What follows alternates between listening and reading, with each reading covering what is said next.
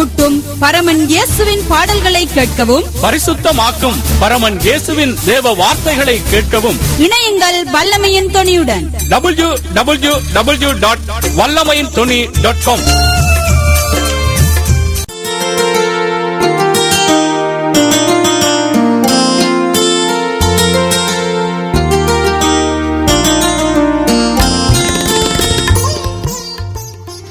நேயர்களே, நீங்கள் இணைந்திருப்பது உங்கள் சுவிசேஷ இணைய வானொலி வல்லமையின் தொனியோடு. இப்பொழுதும் உங்கள் ஒவ்வொருவரையும் வல்லமையின் தொனி இணைய வானொலி தயாரித்து வழங்கும் வெளிச்சம் என்ற தேவ நிகழ்ச்சிக்குள்ளாக அன்போடு உங்களை நான் வரவேற்றுக் கொள்ளுகிறேன். அன்பானவர்களே, இந்த வெளிச்சம் என்ற தேவ நிகழ்ச்சியிலே நான் ஒவ்வொரு தடவையும் உங்களுக்கு அறிவித்துக் கொண்டு வருவது போல தேவனுடைய ஊழியக்காரர்கள் கலந்து கொண்டு அவர்களுடைய ஊழியங்களை குறித்தும் இன்னும் அவர்களுடைய அந்த ஊழிய பாதையினுடைய அனுபவங்களை குறித்தும் அவர்களுடைய அந்த ரட்சிப்பினுடைய அனுபவங்களை குறித்தும் இன்னும் இன்றைய நாட்களிலே அல்லது இந்த காலகட்டத்திலே ஆவிக்குரிய வாழ்க்கைகளிலே நாங்கள் ஒவ்வொருவரும் வளர்ந்து தேவனை இன்னும் கிட்டி சேர்வதற்குரிய பல ஆவிக்குரிய ஆலோசனைகளையும் அல்லது ஆவிக்குரிய பல விடயங்களை குறித்தும் இந்த நிகழ்ச்சியிலே பகிர்ந்து கொண்டு வருகிறார்கள். நிச்சயமாக அன்பானவர்களே, இந்த நிகழ்ச்சி உங்கள் அநேகருக்கு ஆசீர்வாதமாகவும் பிரயோஜனமாகவும் இருந்து கொண்டிருக்கிறபடினால் என் தேவனை நான் நன்றியோடு ஸ்தோத்தரிக்கிறேன். ஆகவே இந்த நிகழ்ச்சியிலே தேவனுடைய ஊழியக்காரர்கள் அல்லது ஊழியங்களை செய்கிற நீங்கள் யாராவது கலந்து கொண்டு உங்களுடைய ஊழியங்களை குறித்தும் இன்னும் தேவ பிள்ளைகள் எவ்வளவுக்கு தேவனுக்குள்ளாய் வளர வேண்டும், தேவனுடைய காரியங்களை எப்படியாக விஸ்தாரப்படுத்த வேண்டும், அதற்கென்று எப்படி செயற்பட வேண்டும் என்ற ஆலோசனைகளை நீங்கள் சொல்ல வேண்டும் என்று வாஞ்சித்தால் கூட இந்த நிகழ்ச்சியில் இணைந்து கொள்ளலாம். எங்களுடைய தொலைபேசி இலக்கத்தின் மூலமோ அல்லது எங்களுடைய ஸ்கைப் முகவரி மூலமாகவோ அல்லது எங்களுடைய மின்னஞ்சல் முகவரிகள் மூலமாகவோ நீங்கள் எங்களோடு தொடர்புகளை ஏற்படுத்தினால் உங்களை இந்த நிகழ்ச்சியில நாங்கள் இணைத்துக் கொள்வதற்கு ஆயத்தமாயிருக்கிறோம். இன்றைய நாளிலும் கூட இந்த வெளிச்சம் என்ற தேவ நிகழ்ச்சியிலே தன்னுடைய அந்த ரட்சிப்பின் அனுபவங்களையும் மற்றும் ஊழிய அனுபவங்களையும் சில ஆவிக்குரிய ஆலோசனைகளையும் அல்லது ஆவிக்குரிய பிரகாரமாக நாங்கள் இந்த இடத்திலிருந்து கேட்க போற கேள்விகளுக்கும் கூட பதில்களை எங்களுக்கு சொல்லும்படியாக இந்த நாளிலும் எங்களோடு இணைய இருப்பவர் சத்தியம் விடுதலை ஊழியத்தினுடைய ஊழியக்காரனும் அதனுடைய ஸ்தாபகருமாயிருக்கிற பாஸ்டர் ஏ சர்யன் அவர்கள் எங்களோடு இணைந்திருக்கிறார். நிச்சயமாக இந்த ஊழியக்காரனுடைய இந்த ஆலோசனைகள் அவருடைய ஒவ்வொரு அனுபவங்களும் எங்களையும் இன்னும் தேவனுக்குள்ளாய் கட்டி தேவனை இன்னுமாக தேவனுடைய ராஜ்யத்துக்கென்று செயற்பட வைக்கும் என்று விசுவாசித்துக் கொண்டு எங்களோடு இணைந்திருக்கிற ஊழியக்காரனை உங்கள் சார்பாக நான் வரவேற்றுக் கொள்கிறேன். Praise the lord pastor. Praise the lord, praise the lord. Devadasar Selvam அவர்களாகிய உங்களுக்கு வல்லமை துணி இணைய வானொலி ஒளித்திருக்கிற தாங்களை, தங்களுடைய குடும்பத்தை, தங்களுடைய ஊழியங்களை ஆண்டவர் இயேசுவின் நாமத்தில் வாழ்த்தி நான் வரவேற்கிறேன். Praise the lord. Amen, amen. நன்றி பாஸ்டர், உங்களையும் கூட நாங்கள் வாழ்த்தி வரவேற்றுக் கொள்ளுகிறோம். இப்படி சுகமாக இருக்கிறீங்களா பாஸ்டர்? நான் சுகமாக இருக்கிறேன். ஆண்டவருடைய பெரிய கிருபையினால் ஊழியங்கள் நடைபெற்றுக் கொண்டிருக்கிறது. கர்த்தருக்கு ஸ்தோத்திரம். Praise the Lord. நீங்க எப்படி இருக்கீங்க? ஆம், நானும் கூட ஆண்டவருடைய கிருபையினால நல்ல சுகத்தோடு பலத்தோடு இருந்து கர்த்தருடைய காரியங்களை இன்னுமாக கர்த்தருடைய கிருபையில செய்து கொண்டிருக்கிறோம் பாஸ்டர். இன்றைய நாளிலும் இந்த நாளிலும் கூட பாஸ்டர் இந்த வெளிச்சம் என்ற தேவ நிகழ்ச்சியிலே நீங்கள் இணைந்து உங்களுடைய ஊழிய அனுபவங்களையும் மற்றும் உங்களுடைய ரட்சிப்பின் அனுபவங்களையும் மற்றும் ஆவிக்குரிய பல விடயங்களை குறித்தும் நீங்கள் எங்களுக்கு கற்றுத்தர இருக்கிறீர்கள். நிச்சயமாய் நேயர்களும் இதை கேட்பதற்கு ஆவலோடு ஆர்வத்தோடு இணைந்திருப்பார்கள். நான் உங்களுடைய பெயரை சொன்னாலும் உங்களுடைய ஊழியத்தை குறித்து சொன்னாலும் நீங்கள் உங்களை குறித்த ஒரு அறிமுகத்தை நேயர்களுக்கு சொல்லுங்கள் பாஸ்டர். என்னுடைய பெயர் கே சார்ஜன்ட், காஸ்பல் மினிஸ்டர். நான் ட்ரூத் அண்ட் மிராக்கிள் மினிஸ்ட்ரியில் ஊழியங்களை செய்து கொண்டிருக்கிறேன். இந்த ஊழியத்தின் வாயிலாக நான் சபையும் நடத்தி கொண்டிருக்கிறேன். செங்கோட்டை பகுதியிலே, திருநெல்வேலி மாவட்டத்திலே, தமிழகத்திலே என்னுடைய சபை அந்த இடத்திலே நடைபெற்றுக் கொண்டிருக்கிறது. அந்த ஊழியத்தை ஏறக்குறைய 27 ஆண்டு காலமாக செய்து கொண்டிருக்கிறேன். அது மட்டுமல்ல, சபை ஊழியம் செய்வது மட்டுமல்ல, அநேகரை ஞானஸ்தானத்துக்கு உட்படுத்துவது மட்டுமல்ல, என்னுடைய ஊழியத்தில் நற்செய்தி கூட்டங்கள் இடம்பெற்றிருக்கிறது. அது மட்டுமல்ல, தியான முகாம்கள் நடைபெற்றுக் கொண்டிருக்கிறது. அது மட்டுமல்ல, முதியோர்களை இன்னும் விதவைகளை தாங்குவது, இன்னும் படிப்பு படிப்பதற்கு சற்று பண கஷ்டமாயிருக்கிற பிள்ளைகளை அதற்கென்று உதவி செய்து அவர்களை தாங்குவதும் என்னுடைய ஊழியத்தினுடைய ஒரு பகுதியாக இருக்கிறது. அது மட்டுமல்ல, நாங்கள் ஒவ்வொரு நாளுமே பல்வேறு விதமான பிள்ளைகளுக்காக, எங்களோடு உள்ள தொலைபேசி தொடர்பு கொண்ட பிள்ளைகளுக்காக ஜெபித்துக் கொண்டும் நாங்கள் வருகிறோம். இவை எல்லாவற்றையும் குறித்து உங்கள் மத்தியில் விசேஷமாய் தேவதாசர் செல்வம் அவர்களோடு வல்லமை துணி இணைய வானொலி ஊழியத்தோடு பகிர்ந்து கொள்வதற்காக என் தேவனை மிக மிக அதிகமாக நான் சோதரிகிறேன். 27 ஆண்டு காலமாக எங்களுடைய ஊழியத்தில் ஏறக்குறைய 188 குழந்தை இல்லாத தம்பதிகளுக்கு தேவன் குழந்தை கொடுத்திருக்கிறார். தேவனுடைய மாபெரும் வல்லமை பல்வேறு இடங்களில், விசேஷமாக பம்பாய் பட்டணத்திலே ஏறக்குறைய 12 நற்செய்தி கூட்டங்கள் நடத்தியிருக்கிறோம். அந்த கூட்டங்களின் வாயிலாக அங்கே 27 குழந்தை இல்லாத தம்பதிகளுக்கு தேவன் குழந்தை செல்வத்தை கொடுத்திருக்கிறார். அந்த வந்தவர்களில் இந்துக்கள் உண்டு, சீக்கியர்கள் உண்டு. இப்பேற்பட்ட பிள்ளைகளுக்கு குழந்தை செல்வத்தை அவர் கொடுத்திருக்கிறார். விசேஷமாக 44 வயதையுடைய 54 வயதுடைய, அதாவது புருஷனுக்கு 54 வயது, பெண்மணிக்கு 44 வயது, அவர்களுக்கு கூட குழந்தை செல்வத்தை தேவன் கொடுத்திருக்கிறார். 188 தம்பதியர்கள், அது பம்பாய் மாநகரில் 27 தம்பதியர்கள். தமிழகத்தினுடைய பல்வேறு பகுதிகளில் ஏறக்குறைய 188 தம்பதியர்களுக்கு தேவன் குழந்தை செல்வத்தை கொடுத்திருக்கிறார். எங்களுடைய செங்கோட்டை பட்டணத்திலே இந்துக்களுக்கு குழந்தை செல்வத்தை கொடுத்திருக்கிறார். முஸ்லிம் மதத்தை சேர்ந்தவர்களுக்கு குழந்தை செல்வத்தை கொடுத்திருக்கிறார். நம்முடைய ஊழியத்தில் பல்வேறு மதங்களை சார்ந்தவர்கள் இடம்பெற்றிருக்கிறார்கள். அவர்களுக்கும் தேவன் விசாலமான வாசலை திறந்து ஜெபத்தின் வாயிலாக தேவ வல்லமை இறங்கி குழந்தை செல்வத்தை கொடுத்திருக்கிறார். Price the Lord. அது மட்டுமல்ல, நம்முடைய 27 ஆண்டுகால ஊழியத்திலே இந்த நற்செய்தி கூட்டங்கள் வாயிலாகவும் சபையினுடைய ஆராதனையின் வாயிலாகவும் ஆண்டவர் 16 நபர்களுக்கு 3வது ஸ்டேஜ், தேர்ட் ஸ்டேஜ் கேன்சரில் இருந்து விடுதலை கொடுத்து அவர்கள் உயிரோடு இருக்கிறார்கள். அது மட்டுமல்ல, பல்வேறு விதமான பிசாசு கட்டுக்களால், பில்லி சூனிய கட்டுக்களால் நடக்க முடியாமல், வாய் பேச முடியாமல் இருந்தவர்கள் ஆராதனைக்கு வந்து அவர்கள் மாபெரும் விடுதலை தேவனுடைய சமூகத்தை பெற்று சுகம் பெற்று இருக்கிறார்கள். அது மட்டுமல்ல, அதில் அநேகர் இந்துக்களாக இருந்தாலும் மனம் திரும்பி ஆண்டவர் இயேசுவை ஞானஸ்தானத்தோடு ஏற்றுக்கொண்டிருக்கிறார்கள் என்பதும் மிகவும் ஒரு உன்னதமான மாபெரும் செய்தியாக இருக்கிறது. இன்னும் பல்வேறு விதமான நன்மைகளையும் கிருபையின் வரங்களையும் ஆண்டவர் தாமே இந்த ஊழியத்தின் வாயிலாக செய்து கொண்டிருக்கிறார். பம்பாயில் மட்டுமல்ல, லண்டன் பகுதியில் ஒரு தம்பதிகளுக்கு தேவன் குழந்தை செல்வத்தை கொடுத்திருக்கிறார். அவர்கள் குழந்தை பெறுவதற்கே வசதி இல்லாத சூழ்நிலையில், வாய்ப்பில்லாத சூழ்நிலை, சரீர ஆரோக்கியம் குன்றி இருக்கிற சூழ்நிலையில் அவர்கள் என் மத்தியிலே அவர்கள் ஜெபித்தார்கள். ஜெபிக்கும்படி என்னை அழைத்தார்கள். அவர்கள் சென்னைக்கு வரும் பொழுது நான் சென்று ஜெபித்தேன். ஜெபித்த பொழுது மருத்துவ ஆலோசனையில் அந்த சகோதரிக்கு குழந்தையே பிறக்காது. அந்த சகோதரியை பற்றி சற்று அவருடைய புருஷன் வந்து லூயிஸ் தம்பதிகளுக்கு அந்த வாய்ப்பை தேவன் கொடுத்து அவர்களுக்கு இப்பொழுது 3 குழந்தைகளை தேவன் கொடுத்திருக்கிறார். அவர் லண்டன் பகுதியிலே ஒரு நல்ல பணியிலே கணவனும் மனைவியும் அவர் செய்து கொண்டிருக்கிறார்கள். அவர்கள் செங்கோட்டை பகுதியை சேர்ந்தவர்கள் தான், ஆனால் லண்டனில் இருக்கிறார்கள். அது ஒரு மாபெரும் சாட்சியாக இருக்கிறது. மட்டுமல்ல, சென்னை ராயபுரத்திலே அவர் ஒரு தம்பதி உண்டு, ஆனந்த் ஜான்சி தம்பதியர்கள். அவர்கள் வந்து அவர்களுக்கு வந்து 2-3 முறை, அதாவது சினை முட்டை உருவாகாத சூழ்நிலை, அதற்கு மருத்துவ ஆலோசனையில் 2-3 முறை முயற்சி எடுத்தும் கூட சினை முட்டை உருவாகவில்லை, பிள்ளை பேர் கிடைக்கவில்லை. அவர்கள் என்னுடைய மீட்டிங்கில் வந்து அவர்கள் என்னோடு கூட அவருடைய கண்ணீரை பகிர்ந்த பொழுது அவர்களுக்கு அவருடைய இல்லத்திற்கு சென்று ஏறக்குறைய 1 மணி நேரம் பரிசுத்த வித வார்த்தைகளை பகிர்ந்து கொடுத்து அவர்களோடு கூட நான் உற்சாகப்படுத்தி ஜெபித்து கடந்து வந்த பொழுது அவர்களுக்கு குழந்தை செல்வத்தை தேவன் கொடுத்திருக்கிறார். கர்த்தருக்கு ஸ்தோத்திரம். Praise the Lord.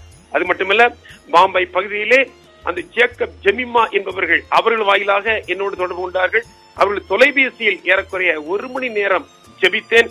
அவர்களுக்கு குழந்தை செல்வத்தை தேவன் கொடுத்திருக்கிறார். இப்படி பல்வேறு விதமான சூழ்நிலையில் கஷ்டத்தோடு இருக்கிறவர்களுக்கு தேவன் குழந்தை செல்வத்தை கொடுத்திருக்கிறார். விசேஷமாக சென்னை அரும்பாக்கத்திலே doctor Samuel Dinesh MD, Chitra Dinesh இருவருக்கும் 16 ஆண்டு காலமாக குழந்தை இல்லை.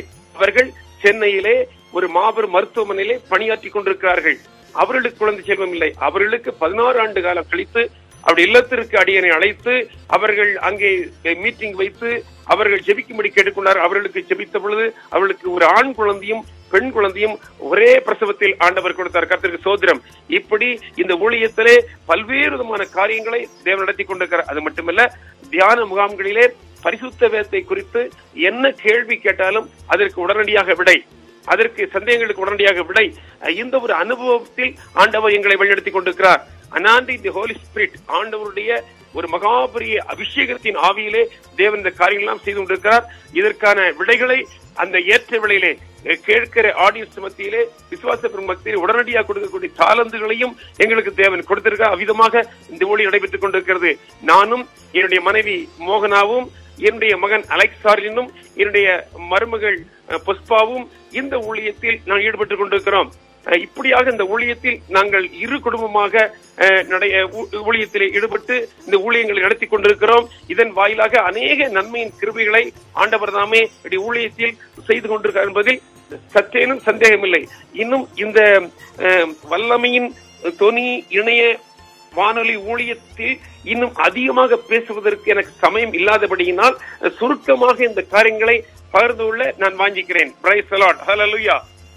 ஆமென், ஆமென். நன்றி பாஸ்டர். மேல கர்த்தருடைய நாமம் ஒன்றே மகிமைப்படத்தக்கதாய் கர்த்தர் உங்களை இந்த 27 ஆண்டுகளாக தனக்குள்ளே தெய்வம் வைத்து தன்னுடைய நாமத்தை மகிமைப்படுத்தி இருக்கிற பல விடயங்களை குறித்து சொல்லி இருக்கிறீர்கள். நிச்சயமாக ஆண்டவருடைய நாமம் இதிலே மகிமைப்படுவதோடு நிச்சயமாய் நேயர்களுக்கும் தேவனுக்குள்ளாக ஒரு தேவனை இன்னும் மகிமைப்படுத்தவும், தேவனுக்குள்ளே கிட்டி சேரவும், தேவனுடைய அந்த தாற்பயங்களை அறிந்து கொள்வதற்கும் ஏதுவாக இந்த விடயங்கள் நிச்சயமா இருந்திருக்கும். ஏனென்று சொன்னால் கர்த்தருக்குள்ளாக கர்த்தர் கொடுக்கிற வல்லமைகளும் அவருடைய அபிஷேகங்களும் அவருடைய வழிநடத்தல்களும் எப்படிப்பட்டதா இருக்கிறது, எப்படியாக தேவன் ஒரு மனுஷனை பயன்படுத்துகிறார் என்ற காரியங்களை கூட இந்த நாளிலும் இன்னும் அறிந்து தேவனை மகிமைப்படுத்தவும், இன்னும் உங்களோடு தொடர்பு கொண்டு தங்களுடைய ஜெப விண்ணப்பங்களை தெரிவிக்கவோ அல்லது உங்களுடைய ஆலோசனைகளை கேட்கவோ ஏதுவாய் இருக்கும்.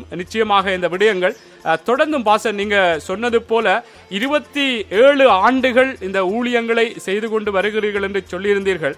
இந்த 27 ஆண்டுகள் எப்படியாக இந்த ஊழிய பாதையில எப்படி உங்களுக்கு பாடுகள், நெருக்கங்கள், எப்படியான போராட்டங்களை சந்தித்திருந்தீர்கள், அதை குறித்து சொல்ல முடியுமா? சொல்ல முடியும். இந்த ஊழியத்தில் எங்களுக்கு ஒரு சிறு ஆபரிங், சிறு காணிக்கைகளை சில ஆவிக்குரிய தேவனுடைய பிள்ளைகள் செய்து கொண்டு இருக்கிறார்கள். சிறு சிறு காணிக்கைகளை அதன் மூலமாக இந்த ஊழியத்தை நாங்கள் செய்து கொண்டிருக்கிறோம். ஒரு பெரிய அளவில் எங்களுக்கு இதனுடைய நன்மை காரியங்கள் நடைபெறுவதில்லை. இந்நாள் வரைக்கும் நெருக்கத்தின் மத்தியில், பாடுகளின் மத்தியில் இந்த ஊழியத்தை நாங்கள் செய்து கொண்டிருக்கிறோம். சென்னை மாநகரிலே இந்த ஊழியத்தை நாங்கள் ஆரம்பித்தோம். சென்னை மாநகரிலே நான் 4 ஆண்டு காலமாக பரிசுத்த வேதத்தின் கல்லூரியில் படித்து நான் பட்டம் பெற்று அங்கே இருந்து செங்கோட்டை பகுதிக்கு கடந்து போனோம். செங்கோட்டை பகுதியிலே நாங்கள் கடந்து போன பொழுது அது மிகவும் இந்துக்கள் நிறைந்த ஒரு இடமாக காணப்பட்டது. அங்கே நாங்கள் அற்புதத்தின் வாயிலாக அங்கே வந்த பிள்ளைகளுக்கு தேவன் கொடுத்த ஒரு வல்லமையான விடுதலையின் வாயிலாக அவர்கள் கர்த்தரை ஏற்றுக்கொள்ளும்படியாக ஞானஸ்தானத்திற்கு உட்பட்டார்கள். அப்படி ஞானஸ்தானம் கொடுத்த பொழுது அந்த சமுதாயத்தார் எழுந்து வந்து, எப்படி நீங்கள் ஞானஸ்தானம் கொடுக்க முடியும்? நீங்கள் ஜெபித்தீர்கள், ஆண்டவர் இயேசுவின் நாமத்தில் விடுதலை நீங்கள் வாங்கி கொடுத்தீர்கள், அது போதுமானது. அதற்கு மேலே நீங்கள் எப்படி உங்கள் சபையில் சேர்த்துக் கொள்ளலாம், எப்படி ஞானஸ்தானம் கொடுக்கலாம் என்று ஒரு பெரிய எதிர்ப்பு உருவாக்கப்பட்டது. அந்த எதிர்ப்புகள் மத்தியில் ஜெபத்தோடு நாங்கள் கடந்து போனோம். ஆனால் ஞானஸ்தானம் பெற்றவர்கள் ஒருவர் கூட அங்கே அந்த சபைக்கு வரவிடாத அளவிற்கு அவர்கள் தடுத்து விட்டார்கள். அப்படி ஒரு சோர்ந்து போகாமல் ஊழியத்தை தொடர்ந்து செய்து கொண்டு இருக்கிறோம். இந்த நாட்களிலே ஒரு நாள் அந்த செங்கோட்டை மேலூர் பகுதியைச் சேர்ந்த ஜோதிலிங்கம் கீதா தம்பதியர்கள் ஒரு மத்தியான பொழுதிலே எனக்கு தொலைபேசி தொடர்பு கொண்டார்கள். தொடர்பு கொண்டு, ஐயா, உங்களை குறித்து கேள்விப்பட்டிருக்கிறோம், நாங்கள் இந்துக்கள் தான், நாங்கள் 2 பள்ளிக்கூடங்கள் எடுத்துக் கொண்டிருக்கிறோம், செங்கோட்டையிலும் புளியரை பகுதியிலும் ஜோதி குறிஞ்சி வித்யாலயா என்று சொல்லி நடைபெற்று கொண்டிருக்கிறது இந்த பள்ளிக்கூடம். அதற்கு கரஸ்பாண்டாக என்னுடைய மனைவி கீதா இருக்கிறார்கள். அவர்களுக்கு கிட்னி ஸ்டோன் உருவாகிவிட்டது. அந்த கிட்னி ஸ்டோன் 16 mm இருக்கிறது. ரொம்ப சிரமப்பட்டு படுக்கையில் இருக்கிற சூழ்நிலை.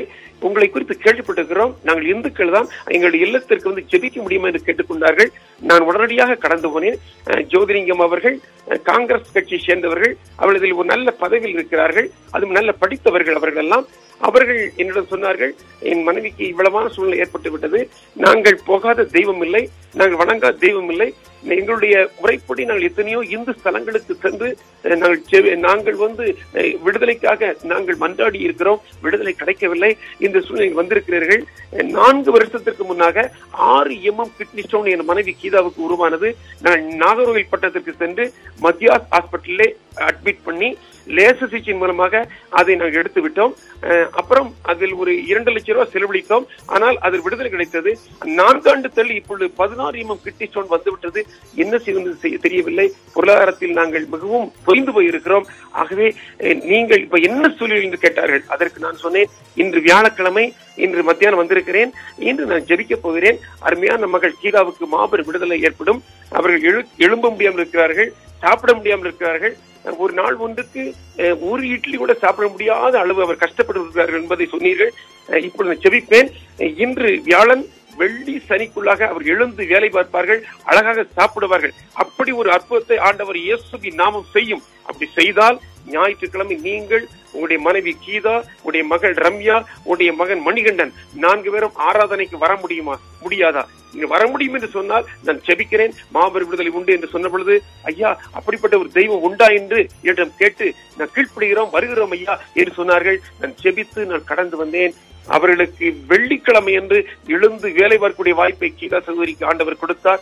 சனிக்கிழமை என்று அவர்களை சமையல் பண்ணி சாப்பிட்டார்கள். அவர் பள்ளிக்கூடம் சென்றார்கள். ஞாயிற்றுக்கிழமை 4 ஆராதனைக்கு வந்து விட்டார்கள். ஹல்லேலூயா, கர்த்தருக்கு ஸ்தோத்திரம்.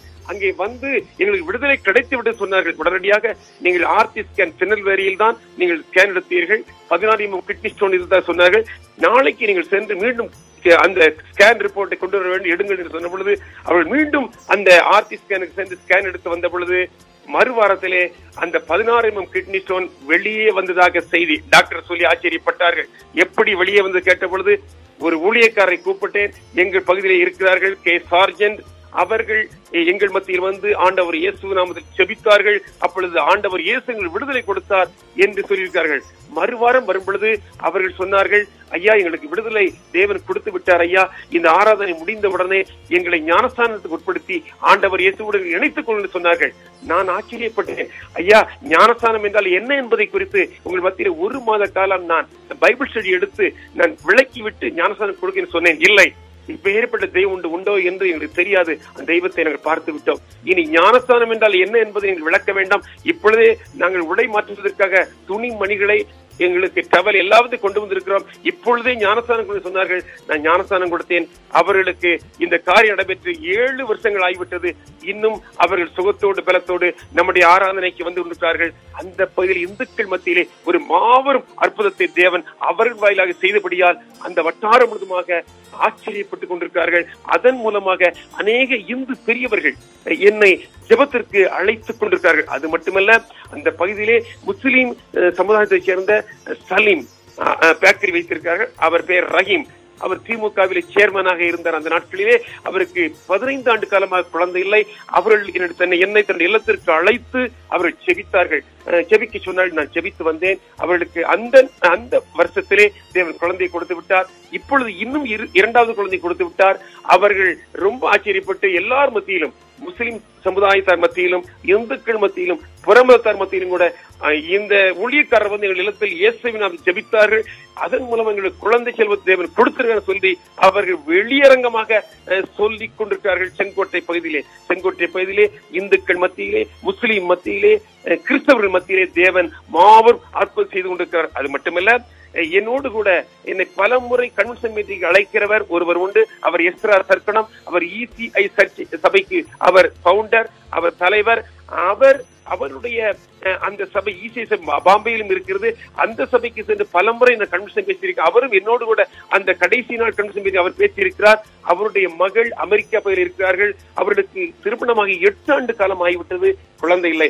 அவர்களுக்காக நான் ஜெபித்த பொழுது அவர்களுக்கு தேவன் 8 ஆண்டு தள்ளி ஒரு குழந்தை கூட அவர்கள் அமெரிக்க தேசத்தில் இருக்கிறார்கள். இப்படி தேவன் அமெரிக்க தேசத்திலும், லண்டன் மாநகரிலும், செங்கோட்டை பகுதியிலும், இன்னும் கன்னியாகுமரி மாவட்டத்திலும், தமிழகத்தினுடைய பல்வேறு இடங்களிலும், பம்பாய் மாநகரிலும் தேவன் மாபெரும் அற்புதத்தை செய்து கொண்டிருக்கிறார். அது மட்டுமல்ல, இன்னும் எத்தனையோ நபர்களுக்கு ஆண்டவரை குறித்து தெரியாது, சத்தியத்தை குறித்து தெரியாது.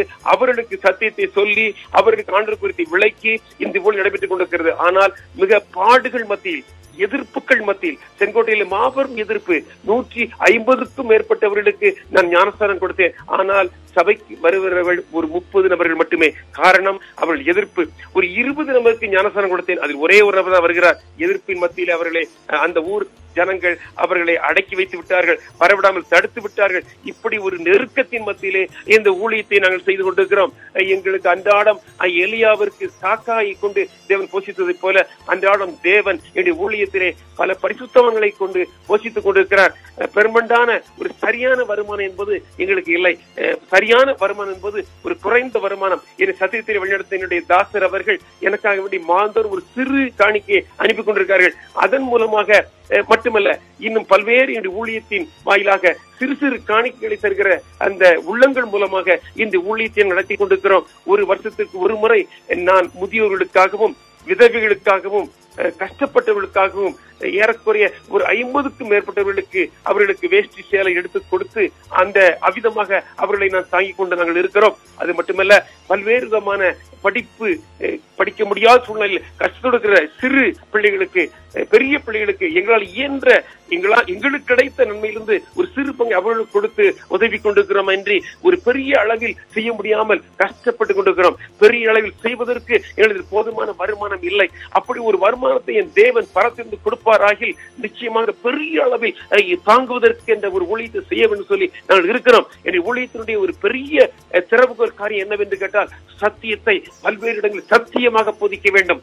பல்வேறு விதமான இடங்களில் பல்வேறு விதமான வித்தியாசப்பட்ட சபைகள், வித்தியாசப்பட்ட ஆராதனைகள், வித்தியாசப்பட்ட போதகங்கள் மத்தியிலே இந்த நம்முடைய உலகமானது நிறைந்து கொண்டிருக்கிறது. இதற்கு மத்தியில் இயேசுவை போல சத்தியத்தை மட்டும் தெளிவாக சொல்லி சத்தியமே விடுதலை தரும் என்பதற்காகத்தான் ட்ரூத் அண்ட் மிராக்கிள் மினிஸ்ட்ரி என்று வைத்திருக்கிறோம். சத்தியத்தை பேசும் பொழுது அந்த சத்தியம் விடுதலை கொடுக்கும். சத்தியத்தை பேசும் பொழுது அந்த சத்தியம் குணமாக்கும். சத்தியத்தை பேசும் பொழுது அந்த சத்தியம் எழுப்பிவிடும். சத்தியத்தை பேசும் பொழுது அந்த சத்தியம் அற்புதங்களை செய்யும் என்று சொல்லி நாங்கள் சத்தியத்தையே பேசிக் கொண்டிருக்கிறோம். அந்த சத்தியத்தின் வாயிலாக மட்டுமே விடுதலை கிடைத்துக் கொண்டிருக்கிறது. கர்த்தருக்கு ஸ்தோத்திரம், பிரைஸ் தி லார்ட், ஹல்லேலூயா. நம்முடைய ஆராதனைக்கு ஒரு சில வேளைகளில் சிலரை தூக்கி கொண்டு வருவார்கள், நடக்க முடியாமல். அந்த ஆராதனை முடிந்து போகும் பொழுது அவள் நடந்து போவார்கள். அப்பேற்பட்ட அற்புதத்தை என் தேவன் செய்து கொண்டிருக்கிறார் ஜெபத்தின் வாயிலாக. காரணம், சத்தியம். சத்தியத்தை மட்டுமே பேசுவது பழக்கம். ஒருவேளை இவர்கள் ஆப்பரிங் காணிக்கை தர வேண்டும், ஆகவே இவர்கள் சார்பாக பேசுவோம், கொஞ்சம் அட்ஜஸ்ட் பண்ணி பேசுவோம் என்ற எண்ணம் என்னுடைய ஊழியத்தில் இல்லை. சத்தியமே விடுதலை, சத்தியம்தான் என்று கடிந்து கண்டனம் பண்ணி போதித்து புத்தி சொல்லிக் கொடுக்கிறோம். அவர்கள் காணிகை தந்தாலும் பரவாயில்லை, தராவிட்டாலும் பரவாயில்லை, சத்தியத்தையே பேசுவோம் என்று சொல்லிக்கொண்டு அப்படி நாங்கள் சத்தியத்தை மட்டுமே பேசிக் கொண்டிருக்கிறோம். இவ்விதமாக நாங்கள் பேசுகிற வாயிலாக தேவன் இந்நாள் வரைக்கும் எங்களை போஷித்துக் கொண்டிருக்கிறார். ஒருவேளை ஆகாரத்துக்கு கூட நாங்கள் கஷ்டப்படாத அளவிற்கு எங்களை போஷித்துக் கொண்டிருக்கிறார். செங்கோட்டை மாநகரிலே நாங்கள் ஒரு 9 சென்ட் இடத்தை வாங்கினோம். அந்த சபை கட்ட வேண்டும், சர்ச்சை கட்ட வேண்டும், வீடு என்று சொல்லி. ஆனால் அது சபையும் கட்ட முடியவில்லை, வீடும் கட்ட முடியவில்லை. ஒரு சிறு கூரை வீடை போட்டு ஒரு 10 செட் சீட்ல சர்ச்சை போட்டு நடத்தி கொண்டிருக்கிறோம். நாங்கள் அந்த இடத்திலே இப்பொழுது இல்லை, இப்பொழுது அங்க சபை இருக்கிறது அங்கே. ஆனால் நாங்கள் இருப்பது வாடகைக்கு, தென்காசி கோயிலே வாடகைக்கு ஒரு வீடை எடுத்து வாடகை தான் இருக்கிற. காரணம், என்னுடைய மகனுக்கு திருமணம் ஆகிவிட்டது, என்னுடைய மகளுக்கு திருமணம் ஆகிவிட்டது. ஆகவே மருமக்கமார்கள் வரும்போது தங்குவதற்கு இடமில்லை என்பதற்காக வேண்டி வாடகை வீட்டிலே நாங்கள் இருக்கிறோம். இந்த அளவுக்கு தான் ஒரு நெருக்கத்தில், ஒரு பாடுகள் மத்தியில் என்னுடைய ஊழியம் நடைபெற்றுக் கொண்டிருக்கிறது என்பதை அல்லாமல் வேறொன்றும் இல்லை. எலியா இந்த பக்தன் தீர்க்க தரிசிகளிலும் மாபெரும் தீர்க்கன். 1 ராஜாக்கள் புஸ்தகம் 17ஆம் அதிகாரம் 7ஆம் வசனத்திலே கேரித் ஆற்றண்டையிலே அவர் அமர்ந்து கொண்டு ஊழியம் செய்து கொண்டிருந்தார். காக்காய் ஒவ்வொரு நாளும் அவருக்கு உணவை கொண்டு வந்து கொடுக்கும், பெட்டும் இறைச்சியும் கொடுக்கும். அதை வாங்கி அவர் சாப்பிட்டு ஊழியம் செய்து கொண்டு வந்தார். ஆகாபு வாழ்கிற நாட்களிலே நெருக்கமான சூழ்நிலை ஏற்பட்ட பொழுது, தேசத்திலே மழை பெய்ய வேண்டாம் என்று சொல்லி எலியா ஜெபித்த பொழுது, தேவன் 3.5 ஆண்டு காலமாக அவர் வானத்தின் மதகளை அடைத்து விட்டார். அந்த நாட்கள் ஒன்றில் ஆண்டவர் பேசுகிறார், எலியாவே நீ எழுந்து இப்பொழுது சீதோனுக்கு அடுத்த சாரிபாத் ஊருக்கு போ, அங்கே ஒரு விதவை இருக்கிறாள், அந்த விதவை உன்னை பராமரிப்பாள் என்று சொன்னார். பிரைஸ் தி லார்ட், ஹல்லேலூயா. விதவை பராமரிப்பாள் என்று சொன்ன பொழுது சற்றேனும் தயங்காமல், சற்றேனும் முகங்கொள்ளாமல் எலியா இந்த தீர்க்கத்திற்கின் தீர்க்கன் எழுந்து சாரிபாத் ஊரை நோக்கி கடந்து போன ஒரு சம்பவத்தை பார்க்க முடிகிறது. இன்றைக்கு ஊழியக்காரர் ஒருவேளை அப்பேற்பட்ட ஒரு விதவை, ஐயா பாரின் சென்று நிறைய சம்பாத்தியம் பண்ணி புருஷனை இழந்து நல்ல வசதியான ஒரு ஒரு பெண்மணி கிடைக்கவில்லை என்று கேட்டிருக்கலாம். ஆனால் அந்த ஊழியக்காரர் எலியாவானவர், பரவாயில்லை ஆண்டவரே நான் போகிறேன், அவள் என்னை பராமரிப்பாள் என்றால் பராமரிப்பாள். காக்காயை கொண்டு எனக்கு உணவு கொடுத்த தேவனுடைய வல்லமை ஏழை விதவியை கொண்டு பராமரிக்க செய்ய முடியும் என்று சொல்லி நம்பினார். அப்பேற்பட்ட ஊழியத்தின் பாதையில் நாங்கள் இருக்கிறோம். எலியா கடந்து போன பொழுது அந்த விதவியானவள் போசித்தாள். அங்கே எண்ணெய் பாத்திரத்தில் எண்ணெய் நிறைந்து விட்டது, எண்ணெய் குறையவில்லை. மாவு பாத்திரத்தில் மாவு நிறைந்து விட்டது, மாவு குறையவில்லை என்ற ஒரு அனுபவத்தை பார்க்கும் பொழுது, அந்த அனுபவத்தில் இன்றைக்கும் தேவன் நம்மோடு கூட ஊழியத்தின் பாதையிலே நம்மை தாங்குவதற்கும், நாங்கள் ஏந்துவதற்கும், நம்மை தப்பிப்பதற்கும், நமக்கு வேண்டிய காரியங்களை போஷிப்பதற்கும் அவர் வல்லமையுள்ள தேவனாக இருக்கிறார். பிரைஸ் தி லார்ட், ஹல்லேலூயா. அங்கே உபாகமம் புஸ்தகம் அதனுடைய 8ஆம் அதிகாரம் 12ஆம் வசனத்தை பார்க்கும் பொழுது, நீ புசித்து திருப்தியாகி நல்ல வீடுகளை கட்டி அதில் குடியிருக்கும் போது உன் ஆடு மாடுகள் திருச்சாகி உன் வீட்டில் பொன்னும் வெள்ளியும் பெருகி உனக்கு உண்டானெல்லாம் வர்த்திக்கப்படும் சொல்லி சொன்னார். ஆபிரகாமுக்குள்ளாக இந்த ஆசீர்வாதத்தை நம்ம ஒவ்வொருவருக்கும் வைத்திருக்கார். எனக்கு மட்டுமல்ல, எங்களுக்கு மட்டுமல்ல, இந்த தொலைபேசியின் வாயிலாக இந்த தியானத்தை தியானித்துக் கொண்டிருக்கிற அருமையான தேவதாசர் செல்வருடைய குடும்பத்திற்கும் வல்லமை துணி இணைய வானொலி ஊழியத்திற்கும் இந்த காரியத்தை செய்வார் என்று இயேசுவின் நாமத்தில் நான் உத்தரவாதம் கொடுக்கிறேன். பிரைஸ் தி லார்ட், ஹல்லேலூயா. அது மட்டுமல்ல நேயர்களே, இந்த தொலைபேசியின் மூலமா, இந்த வானொலியின் மூலமாக இந்த செய்தியை செவிமடுத்திக் கொண்டிருக்கிற ஒவ்வொரு நேயர்களையும் ஆண்டவர் இயேசுவின் நாமத்தில் உங்களுடைய இல்லத்தில், உங்கள் மத்தியில், ஒரு குடும்பத்தின் மத்தியில் இந்த அற்புதத்தை செய்ய முடியும் என்று சொல்லி ஆண்டவர் இயேசு நாமத்தின் உத்தரத்தோடு நான் பேசிக் கொண்டிருக்கிறேன். பிரைஸ் தி லார்ட், ஹல்லேலூயா. பாடுகள் மத்தியில் ஊழியம். நான் ஒரு காலகட்டத்திலே நான் ஒரு பிசினஸ் மேனாக இருந்தேன். 27 ஆண்டு காலங்களுக்கு முன்னதாக பிசினஸ் மேனா இருக்கும் பொழுது என்னுடைய இல்லத்திற்கு ஒரு தேவதாசரை தேவன் அனுப்பினார்.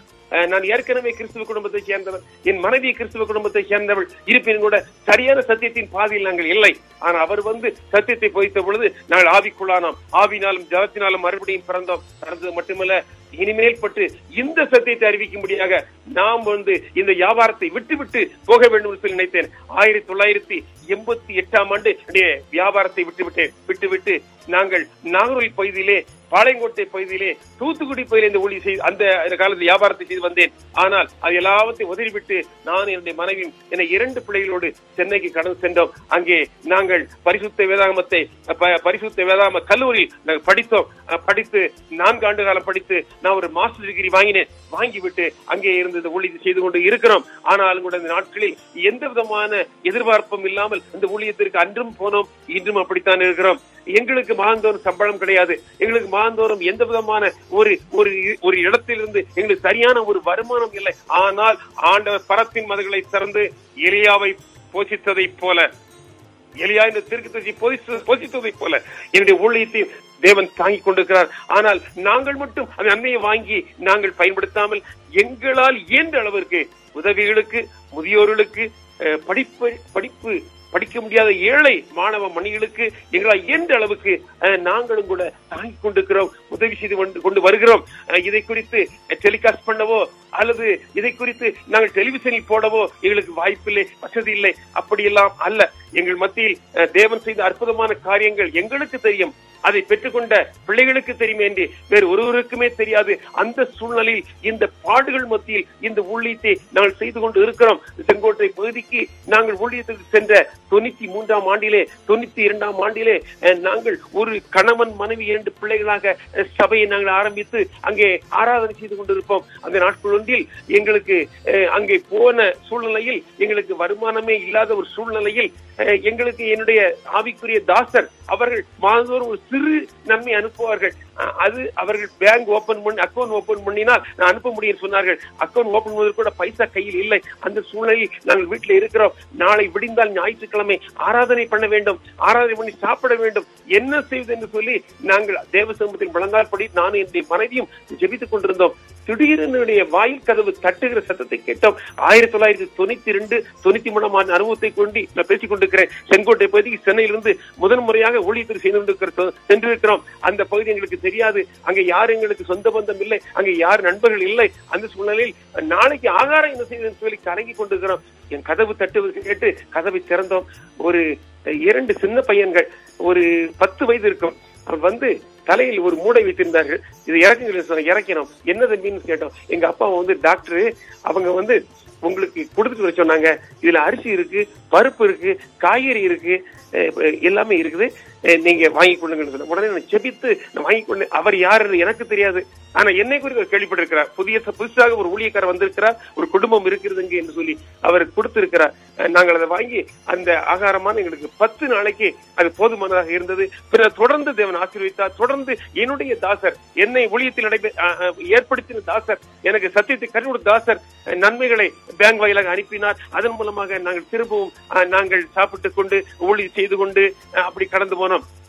என்னுடைய மனைவிக்கு அம்மா இருக்கிறார்கள். அவர்கள் அடிக்கடி வந்து பார்ப்பார்கள். பார்க்கும் பொழுது என்னுடைய இல்லாமையை பார்த்து அவர் கண்ணீர் விட்டு அழுது கொண்டு அவர்களா இயன்றதை, என்னுடைய மாமா என்னுடைய அத்தை அவர்கள் அவளா என்றதை எங்களுக்கு செய்வார்கள். அப்படியெல்லாம் இந்த ஊழியத்திலே பல்வேறு விதமான நபர்கள் மூலமாக தேவன் தாங்கி நடத்தி கொண்டிருந்தார். அப்போ வாடகை வீடு, வாடகை கொடுப்பதற்கு வழி இல்லாமல் இருக்கும். ஆனால் வாடகை கொடுக்கிற நாளிலே யாராவது ஒருவர் எங்களை அழைத்து ஜெபிக்க சொல்லுவார்கள். செங்கோட்டையில ஜெபிப்போம். அந்த வாடகைக்குள்ள அந்த பைசா அன்றைக்கு கிடைக்கும். அவர்கள் மூலமாக அதை கொண்டு வாடகை கொடுப்போம். இப்படியெல்லாம் வாழ்க்கையில் நாங்கள் ஊழியத்தின் பாதையிலே நெருக்கத்தின் மத்தியில் நான் கடந்து போய் கொண்டிருந்தோம். This is not appointment, this is not salary.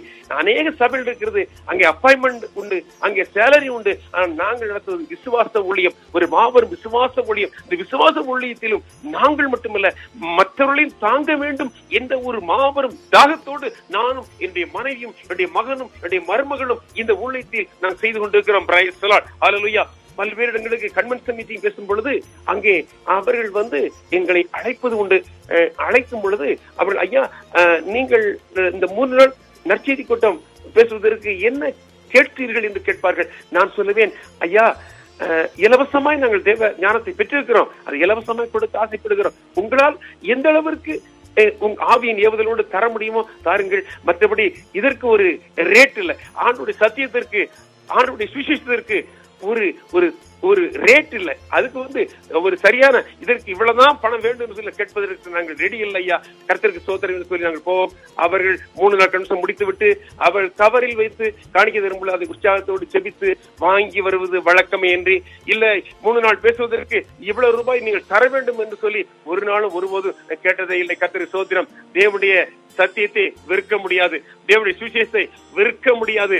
அது நம்மிடத்தில் இருக்கும் பொழுது அது நமக்கு நன்மைகளை, வானத்தின் மதங்களை திறந்து கொண்டு வரும் என்பதில் சந்தேகமில்லை. இந்த வாய்ப்பை கொடுத்த தேவதாசர், கனத்திற்குரிய தேவதாசர் செல்வம் அவர்களும் குடும்பத்தையும் வல்லமை தூணி இணைய வானொலி ஊழியத்தையும் தேவன் இவ்விதமாக உயர்த்தி மேன்மைப்படுத்தி ஆசீர்வதிப்பாராக. பிரைஸ் தி லார்ட், ஹல்லேலூயா. அப்படி நான் நினைத்து ஜெபித்துக் கொண்டிருக்கிறோம். கர்த்தருக்கு ஸ்தோத்திரம். இந்த வாய்ப்பை ஏற்படுத்தினபடியால் உங்களுடைய ஊழியத்திலும் தேவன் பெரிய வாசலை திறப்பார். தெற்கே இருந்து, வடக்கே இருந்து, கிழக்கே இருந்து, மேற்கே இருந்து நன்மைகள் வருவதில்லை. பரலோகத்தின் மதங்கள் திறக்கப்பட்டு ஜோதிகளின் பிதாவிடத்திலிருந்து நன்மைகள் இறங்கி வரும் என்பதில் சந்தேகம் இல்லை. கர்த்தருக்கு ஸ்தோத்திரம். பிரைஸ் தி லார்ட், ஹல்லேலூயா. அப்படி தேவன் செய்வார் என்று சந்தேகம் இல்லை. இப்படி பாடுகள் மத்தியில், நெருக்கத்தின் மத்தியில் இந்த ஊழியத்தை 27 ஆண்டு காலமாக செய்து கொண்டிருக்கிறோம். இருப்பினும் கூட என்னுடைய மகனை படிக்க வைக்க, என்னுடைய மகளை படிக்க வைக்க, என்னுடைய மகளுக்கு திருமணம் செய்து கொடுக்க, என்னுடைய மகனுக்கு திருமணம், இந்த காரியங்கள் எல்லாம் தேவன் நடத்தி கொடுத்தார். ஹல்லேலூயா. கர்த்தருக்கு ஸ்தோத்திரம். சென்னையிலே Apollo promoted limited company owner Stephen அவர்களை ஒரு காலகட்டத்திலே 10 ஆண்டுகளுக்கு முன்னாடி சந்திக்க நேரிட்டது. அவர்கள் கஷ்டத்தோடு இருக்கிறார்கள். அவருடைய கம்பெனியானது நொடி விழுந்து விட்டது. ஏறக்குறைய 35 லட்சம் ரூபாய் லாஸ். அந்த நிலையில் பார்ட்னர்ஸ் மூலமாக ஆகிவிட்டது. இல்லத்திற்கு கூப்பிட்டு ஜெபிக்கும்படி கேட்டுக்கொண்டார்கள். அவர்கள் ஒரு ரோமன் கத்தோலிக் சபையை சேர்ந்தவர்கள். அவருடைய மனைவி கிளாரா அவர்கள், 2 பிள்ளைகள் உண்டு. நான் அங்கே ஜெபித்து அவருடைய இல்லத்திலே உத்தரவாதம் கொடுத்தேன். நீங்கள் புள்ளியாக உருவாக போய் சொல்லி சொன்னேன். அந்த வேளையிலே அவர்கள் ஆச்சரியப்பட்டார்கள். ஐயா, என்னுடைய ஆபீஸ் எனக்கு வாடகைக்கு இருக்கிறது. என்னுடைய வீடு மட்டும்தான் சொந்த வீடு. என்னுடைய ஆபீஸ் வடபள்ளியில இருக்கிறது, வாடகைக்கு தான் வைத்திருக்கிறேன். நீங்க எப்படி இப்படி சொல்றீர்கள்? 35 லட்சம் ரூபாய் கடல் இருக்கிறேன் என்று சொன்னார்கள். இல்லை, 35 கோடிக்கு அதிபதி புள்ளியா தேவன் வைத்த போகிறார் என்று சொல்லி அந்த இடத்துல சத்தியத்தை குறித்து பேசி சொல்லி வந்தேன். அந்த நாட்களொன்றில் கர்த்தர் அவர்களை உயர்த்தினார். அந்த ஆபீஸ் வாடகைக்கு இருந்த ஆபீஸை அவர் சொந்தத்துக்கு வாங்கிவிட்டார். 27 லட்சம் கொடுத்து அதை வாங்கிவிட்டார். அவர் தேவனால் உயர்த்தப்பட்டார். அந்த நாட்களொன்றில் என்னுடைய மகளுக்கு திருமணத்திற்கு இக்கட்டான ஒரு சூழ்நிலையில் நான் இருக்கிறேன். அந்த நாட்களில் ஒன்றில் அந்த அருமையான சகோதரர் அவர்கள் எதிர்பாராத சூழ்நிலை, அவரும் மனைவி கிளாரா அவர்களும் எனக்கு சில லட்சங்களை கொடுத்து என்னுடைய மகளுடைய திருமணத்திற்காக தாங்கினார்கள். இதை நான் எதிர்பார்க்கவே இல்லை. லட்சங்களை கொடுத்தார்கள். கர்த்தருக்கு ஸ்தோத்திரம். Praise the Lord. தேவன் நம்மளை கைவிட மாட்டார் என்பதற்கு அது மாபெரும் சாட்சி. கலக்கத்தோடு கண்ணீரோடு ஸ்டீபன் அவருடைய இல்லத்திலே சென்னையிலே நெற்குண்டத்திலே அவர்கள் வீடு இருக்கிறது. அங்கேதான் தங்குவேன். ஊழியம் செய்யும் பொழுதெல்லாம், சென்னைக்கு போகும் பொழுதெல்லாம் அவர்கள் கலக்கத்தோடு கண்ணீரோடு பார்த்தார்கள். பார்த்துவிட்டு பாஸ்டர் கலக்கப்படாத, கண்ணீரோடு இருக்க வேண்டாம், கர்த்தர் வழி நடத்துவார் என்று சொல்லிவிட்டு ஒரு இரவு பொழுதிலே உடனடியாக எனக்கு சில லட்சங்களை அவர்கள் செக்காக கொடுத்தார்கள். கர்த்தருக்கு ஸ்தோத்திரம். மகளுடைய திருமணத்தை நடத்த முடிந்தது. கர்த்தருக்கு ஸ்தோத்திரம். கலங்க வேண்டாம். நேயர்களே சொல்லி நாடாவின் மூலமாக, வானொலி மூலமாக செய்தி கேட்டுக்கொண்ட ஒவ்வொரு நேயர் உள்ளங்களே, குடும்பங்களே, கலங்க வேண்டாம். தேவன் கைவிட மாட்டார். மனுஷன் மூலமாக அல்ல, மனிதன் மூலமாக அல்ல. தேவன் பரிசுத்தவங்களை கொண்டு நம்மளை அரோசிக்கவும் போஷிக்கவும் நம்மை காப்பாற்றவும் தேவன் வல்லவர், வல்லவர், வல்லவர். ஹல்லேலூயா. இப்படி எத்தனை விதமான கண்ணீரின் பாடுகள் இப்படி ஊழியத்தின் பாதையில் இன்றைக்கு வரைக்கும் உண்டு. கர்த்தருக்கு ஸ்தோத்திரம். இன்றைக்கு என்னுடைய மகள் லாஸ் வேகாஸ் என்ற பகுதியிலே, அமெரிக்க தேசத்திலே அவள் திருமணம் பண்ணி கொடுத்திருக்கிறேன். இங்கே இருக்கிறாள். அவளுடைய 2வது டெலிவரிக்காக நானும் என்னுடைய மனைவி இங்கே வந்திருக்கிறோம். என்னுடைய மகன் அலெக்ஸ் ஃபாரினும் என்னுடைய மகள் புஷ்பாவும் இப்பொழுது செங்கோட்டை சபையை நடத்தி கொண்டிருக்கிறார்கள். அவர்களிடத்தில் அதை கொடுத்துவிட்டு நான் என் மனைவி இங்கே வந்திருக்கிறோம். 1.5 மாத காலம் ஆகிவிட்டது. நவம்பர் மாதம் 12ஆம் தேதி நான் என் மனைவி மீண்டும் நாங்கள் இந்தியாவுக்கு திரும்பி விடுவோம். அதுகாரம் இங்கே இருக்கிறோம். இந்த நாட்கொண்டில் பாஸ்டர் சுரேஷ் அவர்கள் மூலமாக அருமையான தேவதாசர் ஐயா செல்வம் அவர்களை வல்லமை துணி இணைய வானொலி ஊழியத்தை சந்திப்பதற்கு, இடைப்படுவதற்கு தேவன் உதவி செய்திருக்கிறார். இது கூட மாபெரும் அற்புதம். Praise the lord. ஹல்லேலூயா. இது நான் எதிர்பார்க்கவில்லை, என் மனைவி எதிர்பார்க்கவில்லை. இப்படிப்பட்ட ஒரு நார்வேயிலிருந்து இப்படிப்பட்ட ஒரு சம்பாஷணைகளை நாம் செய்ய முடியும் என்பதை குறித்து, தேவனுடைய காரியத்தை இவ்விதமாக பேச முடியும் என்பதை குறித்து சற்றேனும் நினைத்து கூட பார்க்கவில்லை. லாஸ் வேகாஸ் தமிழ்ச்சங்க சபையிலே கடந்து போன ஜூலை மாதம் 4ஆம் தேதி நான் ஒரு மாபெரும் செய்தி கொடுத்தேன். அதில் அருமையான தேவதாசர் சுரேஷ் அவர்கள் வந்திருந்தார்கள். அவர்கள் என்னை அறிமுகப்படுத்திக் கொண்டார்கள், நான் அவர்களை அறிமுகப்படுத்திக் கொண்டேன். இந்த சூழ்நிலையில் அவர்கள் இந்த காரியத்தை, இந்த ஒரு மாபெரும் வாய்ப்பை தேவதாசர் செல்வம் அவர்களை சந்திப்பதற்கும் பேசுவதற்கும், வல்லமை துணி இணைய வானொலி ஊழியத்தில் ஈடுபடுவதற்கும், அவரோடு எங்களுடைய காரியங்களை குறித்து, ஊழியங்களை குறித்து, தேவ வல்லமைகளை குறித்து, தேவனுடைய எழுப்புதலை குறித்து பேசுவதற்கும் தேவன் வாய்ப்பளித்திருக்கிறார் என்றால் அது ஒரு மாபெரும் ஒரு கிருபை என்பதை குறித்து, இது கூட மாபெரும் ஒரு அற்புதம் என்று சொல்லி ஆண்டவர் இயேசுவின் நாமத்தை சோத்தரிக்கிறேன். பிதாவாகிய தேவனே சோத்தரிக்கிறேன். பரிசுத்த ஆவியானவரை நான் இந்த வேளையில் நான் சோத்தரிக்கிறேன். ஹல்லேலூயா. என்னுடைய ஊழியத்தின் பாதையில் அநேக விதமான அற்புதங்களை தேவன் தந்தது உண்டு. ஒரே ஒரு சிறு அற்புதத்தை சொல்லி நான் மீண்டுமாக ஐயாவிடம் மீண்டும் நான் என்னுடைய காரியத்தை சொல்ல வாஞ்சிக்கிறேன். விசேஷமாக குழந்தை பேர் இல்லாத தம்பதியர்கள், அவர்களுக்கு குழந்தை செல்வத்தை ஜெபித்து கொடுத்தார். செங்கோட்டை அந்த ரஹீம் தம்பதியரை பற்றி மீண்டும் பேசுகிறேன்.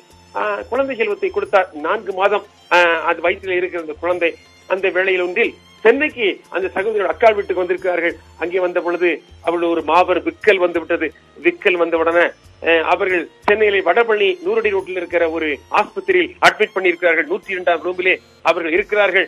அந்த வேளையில் எனக்கு ரஹீம் ஒரு போன் பண்ணி, ஐயா, என்னுடைய மனைவிக்கு நீங்க எனக்கும் என் மனைவி ஜெபிச்சிங்க, 15 ஆண்டு காலம் கழித்து குழந்தை செல்வத்தை கொடுத்திருக்கிற 4 மாதமாக இப்பொழுது இருக்கிற குழந்தை, ஆனா 4 மாச இந்த கிருப்பணிக்கு இப்பொழுது விக்கல் வந்து விட்டது, என்ன செய்ய தெரியவில்லை ஐயா. டாக்டர் சொல்கிறார்கள் இது 3 நாட்கள் ஆகிவிட்டது, இன்னும் ஒரு 2 மணி நேரத்தை விக்கல் நிற்காவிட்டால் குழந்தை அபாசன் ஆகிவிடும் என்று சொல்லிவிட்டார்கள். என்ன செய்ய தெரியவில்லை ஐயா. ஐயா, என்னுடைய மனைவியுடைய தொலைபேசி நம்பர் தருகிறேன், நீ ஜெபின்னு சொன்னார்கள். ஐயா, மனைவி எங்கே இருக்கிறார்கள்? மனைவி சென்னையிலே இந்த ஆஸ்பத்திரி இருக்கிறார்கள். நானும் சென்னையிலே தான் ஊழியத்தில் இருக்கிறேன். ஐயா, நீங்கள் அந்த ஆஸ்பத்திரி முகவரி சொல்லுங்கள், நான் போகிறேன்னு சொல்லி அந்த மருத்துவமனைக்கு சென்றேன்.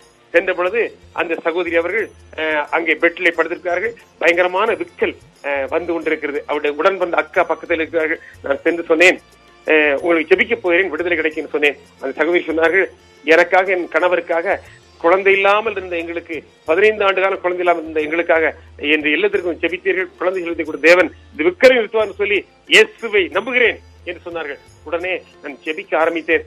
15 நிமிடம் ஜெபித்துக் கொண்டிருக்கிறேன். இந்த ஜெபத்தில் ஒரு காரியத்தை சொன்னேன். தானியேல் 9ஆம் அதிகாரம் 23ஆம் வசனத்திலே, தானியேலே, நீ எனக்கு மிகவும் பிரியமானவன், ஆகையால் நீ வேண்டிக் கொள்ள தொடங்கின போதே கட்டளை வெளிப்பட்டது சொன்னீரே, அந்த தானியேலை போல என்னை பிரிய மகனாக ஏற்றுக்கொள்ளும் ஐயா. இந்த சகோதரிக்கு இந்த விக்கல் நிற்கட்டும் ஐயா. ஒருவேளை இந்த விக்கல் தொடர்ந்தால் அந்த குழந்தை அபாசம் ஆகிவிடும் என்று டாக்டர் எச்சரிப்பு கொடுத்திருக்காங்க ஐயா. இந்த விக்கல் நிறுத்தும் ஐயா என்று சொல்லி ஜெபித்துக் கொண்டிருக்கிறேன். அந்த பெரும்பாடுல சரி, இயேசுவின் ஆடையின் ஓரத்தை தொட்ட பொழுது இயேசுவிடம் இந்த வல்லமை புறப்பட்டதை போல இவ்வளவு வல்லமை இறங்கட்டும் சொல்லி ஜெபித்த பொழுது தேவன் அந்த ஜெபத்தினுடைய முடிவுக்குள்ளதாக விக்கலை நிறுத்தி விட்டார். கர்த்தருக்கு ஸ்தோத்திரம், பிரைஸ் தி லார்ட், ஹல்லேலூயா. ஜெபம் முடிந்தவுடன் அந்த சகோதரி நன்றி சொன்னார்கள். புருஷனுக்கு தொலைபேசி தொடர்பு கொண்டு நன்றி சொன்னார்கள். அந்த குழந்தை பிறந்து விட்டது. இப்பொழுது 2வது குழந்தை பிறந்து விட்டு 2 ஆண் குழந்தை இருக்கிறார். கர்த்தருக்கு ஸ்தோத்திரம், பிரைஸ் தி லார்ட். தேவன் ஜெபித்துக் கொண்டிருக்கிற பொழுதே விடுதலை கொடுக்க வல்லவர். தேவனுக்கு நமக்கு உள்ள உறவு மெய்யாகவே சத்தியத்தின் வாயிலாக இணையுமானால் நிச்சயமாக தேவன் ஜெபித்துக் கொண்டிருக்கிற தருணத்திலே விடுதலை கொடுக்க வல்லவர். முதல் நூற்றாண்டில் மட்டும் அவருடைய வல்லமை இல்லை, ஆதி நாட்களில் மட்டும் அவர் வல்லமை இல்லை. இன்றைக்கும் அவருடைய வல்லமை குன்றவில்லை, குறையவில்லை. அவருடைய கிருபை குறையவில்லை, குன்றவில்லை. அவர் இன்றைக்கும் அவர் நமத்திலே அற்புதம் செய்வதற்கும் விடுதலை தருவதற்கும் நம் பாவிகளை மன்னிப்பதற்கும் பாவங்களை மன்னிப்பதற்கும் அவர் எப்பொழுதுமே ஆயத்தமா இருக்கிறார் என்று சந்தேகமே இல்லை. இப்படி எத்தனையோ நிகழ்வுகள், அவை எல்லாவற்றையும் இந்த வல்லமை துணி இணைய வானொலி ஊழியத்தில் என்னால் சொல்ல முடியாது. அந்த அளவிற்கு வானத்திற்கு பூமிக்கும் எவ்வளவு தூரம் அதை விட பன்மடங்கான வல்லமையான காரியங்களை 27 ஆண்டு காலமாக நெருக்கத்தின் மத்தியிலும், பாடுகளின் மத்தியிலும், இக்கட்டுகளின் மத்தியிலும், வருத்தத்தின் மத்தியிலும் என் தேவன் மாபெரும் வல்லமையான அற்புதத்தை செய்து கொண்டு என்னையும், என்னுடைய மனைவி மோகனாவையும், என்னுடைய மகன் அலெக்சாரினையும், என்னுடைய மருமகள் புஷ்பாவையும், என்னுடைய பேர பிள்ளைகள் கவின், சாட்விக், மனுவேல், என்னுடைய மகள் அனுஷா, என்னுடைய மருமகன் பிரவீன், மது, இத்தனை பேரையும் வழிநடத்திக் கொண்டிருக்க என்பதில் ஒரு பெரிய காரியமாக இருக்கிறது. கர்த்தருக்கு ஸ்தோத்திரம். மட்டுமல்ல, இந்த நாளிலும் கூட நேயர்களே, அருமையான தேவதாசர் செல்வம் அவர்கள் மூலமாக, வல்லமை துணி இணைய வானொலி ஊழியம் மூலமாக உங்களோடு கூட இந்த காரியங்களை பகிர்ந்து கொள்வதற்கு எங்கள் தேவன் கொடுத்த இந்த சலாக்கியத்திற்காக என் தேவனை ஸ்தோத்திரிக்கிறேன். ஹல்லேலூயா, price the lord. Amen, amen, amen. நன்றி பாஸ்டர். மேல அருமையான காரியங்கள், அதாவது கர்த்தருக்குள்ளாக பட்ட பிரயாசங்கள் எவ்வளவுத்திற்கு இருந்தது என்பதை நீங்கள் அருமையாக சொல்லியிருந்தீர்கள். ஏதோ இந்த காரியங்கள் எல்லாம் சும்மா இருக்கும் பொழுது வருவதல்ல. நீங்கள் எவ்வளவுத்திற்கு பிரயாசப்பட்டு, அதாவது உங்களுடைய அந்த ஊழியத்தினுடைய பேருக்கு அமைய, அதாவது ட்ரூத் அண்ட் மிரக்கல், அதாவது சத்தியம் விடுதலை ஊழியத்தினுடைய ஒரு ஸ்தாபகராக ஊழியக்காரனாக இருக்கிறீர்கள் என்பதற்கு நீங்கள் சொன்ன இந்த சாட்சிகள் ஒரு ஆதாரமாக இருக்கிறது. ஏனென்றால் சத்தியம் விடுதலை ஆக்குகிறது என்பது உண்மையில உங்களுடைய ஊழியத்தினுடைய ஒவ்வொரு நிலைகளிலும் வெளிப்பட்டிருக்கிறது. அதற்காக என் தேவனை நன்றியோடு ஸ்தோத்தரிக்கிறேன். எவ்வளவோ பாடுகள் மத்தியிலும், நெருக்கங்கள் மத்தியிலும், ஒடுக்கங்கள் மத்தியிலும் இந்த ஊழியங்களை 27 ஆண்டுகளாக செய்து இன்றும் தெய்வத்தை மகிமைப்படுத்தி அநேகருக்குள்ளே தேவனை பிரஸ்தாபப்படுத்திக் கொண்டிருக்கிறீர்கள், பிரகடனப்படுத்திக் கொண்டிருக்கிறீர்கள். நிச்சயமாக தொடர்ந்தும் தேவனுடைய வருகை வருமட்டும் இன்னும் தேவனுக்காக செயற்படுவதற்கான ஒரு வாஞ்சியோடும் தாகத்தோடும் இருக்கிறீர்கள் என்பதை நீங்கள் பேசும் பொழுது நாங்கள் அதை உணர்ந்து கொள்கிறோம். கர்த்தருடைய நாமம் ஒன்றே மகிமைப்படட்டும். பாஸ்டர், நான் ஒரு கேள்வியை கேட்டு இந்த வேலையை முடித்துக் கொள்ளலாம் நினைக்கிறேன். நீங்கள் 27 ஆண்டுகளாக கர்த்தருக்கென்று வைராக்கியமாக சத்தியமே விடுதலை ஆக்கும் என்று சொல்லி இந்த ஊழியத்தை செய்து கர்த்தருக்காக அதன்படியாக பல கர்த்தருடைய வல்லமைகளை நீங்கள் உங்கள் மூலமாக வெளிவரத்தக்கதாக அல்லது அநேகருக்குள்ளே கர்த்தருடைய செய்கைகள் வெளிப்படத்தக்கதாக கர்த்தர் உங்களை பயன்படுத்தி இருக்கிறார். இன்றைக்கு நீங்கள் ஊழியக்காரர்களுக்கும் விசுவாச பிள்ளைகளுக்கும் மற்றும் கேட்டுக்கொண்டிருக்கிற புதிதான நேயர்கள், அதாவது தேவனை அறியாதவர்களுக்கும் சொல்லக்கூடிய ஆலோசனை ஒரு நல்ல ஒரு சுருக்கமாக சொல்லுங்கள் பாச. நிச்சயமா இந்த காலகட்டத்துக்கு உங்களுடைய அனுபவத்தின் வாயிலாக நீங்கள் சொல்லும் பொழுது நிச்சயமாய் அநேகருக்கு அது பிரயோஜனமா இருக்கும். கர்த்தருடைய பரிசுத்த நாமத்திற்கு மகிமை உண்டாக கடவுது. எசேக்கியேல் தீர்க்கதரிசி 3ஆம் அதிகாரத்தில் அவருடைய 14ஆம் வசனத்திலே பார்க்கும் பொழுது, ஆவி என்னை உயரே எடுத்துக்கொண்டது, நான் என்னுடைய ஆவியினால் மனம் கசந்து போனேன், ஆனாலும் தேவனுடைய கரம் என் மேல் வல்லமையாக இருந்தது என்று சொல்லி வாசிக்கிறோம். எசேக்கியேல் 3:14. அங்கே எசேக்கியேலுடைய அனுபவத்தை குறித்து பார்க்கும் பொழுது, ஆவி அவரை உயரே எடுத்துக்கொண்டது, உன்னதமான ஸ்தலத்தில் நடத்தினது. ஆனால் அவருடைய சொந்த ஆவியின் மூலமாக, மனுஷிக ஆவியின் மூலமாக மனம் கசந்து போனார். ஆனாலும் தேவனுடைய கரம் என் மேல் பலமா இருந்தது என்று சொல்லி சொல்கிறார். அதே எசேக்கியேல் புஸ்தகம் 37ஆம் அதிகாரத்திற்கு வரும் பொழுது 1 முதல் 10 வசனங்களை வாசிக்கும் பொழுது தேவன் சொல்கிறார், எசேக்கியேலே, இந்த எலும்பு கூட்டத்தை குறித்து நீ தீர்க்கதரிசனம் உரைக்க வேண்டும், இவைகள் உயிரடையுமா என்று ஒரு கேள்வியை கேட்கிறார். எசேக்கியேல் சொல்கிறார், ஆண்டவரே, அது நீர் அறிவீர் என்று சொல்கிறார். இல்லை, நீ இவர்களுக்கு நான் சொன்னபடி தீர்க்கதரிசனம் உரை, அப்பொழுது அந்த தீர்க்க தரிசனத்தின் மூலமாக, அந்த வசனத்தின் மூலமாக ஆவி இவர்களுக்குள்ளாக பிரவேசிக்கும் பொழுது இவர்கள் உயிரடைவார்கள் என்று ஆண்டவர் சொன்னார். உடனே எசேக்கியேல் ஆவிக்குள்ளாகி, முதலாவது தேவன் தேவதாசர்களை ஆவிக்குள்ளாக்குகிறார்.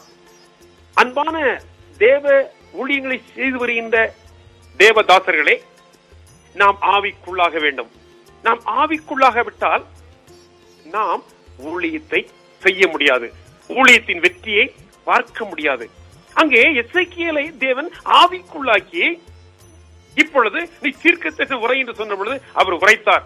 அந்த எலும்புகள் அங்கே தந்தன் எலும்புகளோடு சேர்ந்தது, நரம்புகள் உண்டானது, சதைப்பற்றுக்கள் உண்டானது. திரளான ஜனங்களாக எழுந்து நின்றார்கள் தீர்க்கதரிசனம் உரைக்க. அங்கே அப்போஸ்தலர் புஸ்தகம் 6ஆம் அதிகாரம் அவனுடைய 8 முதல் 10 வசனங்களை வாசிக்கும் பொழுது, ஸ்தேவான் அங்கே பிரசங்கம் பண்ணும் பொழுது தேவ ஞானம் வெளிப்பட்டது, தேவ ஆவி வெளிப்பட்டது. Price the lord. தேவனுடைய வசனத்தை நாம் பேசும் பொழுது, வசனத்தை மட்டுமே பேசும் பொழுது தேவ ஆவியும் வெளிப்படும்.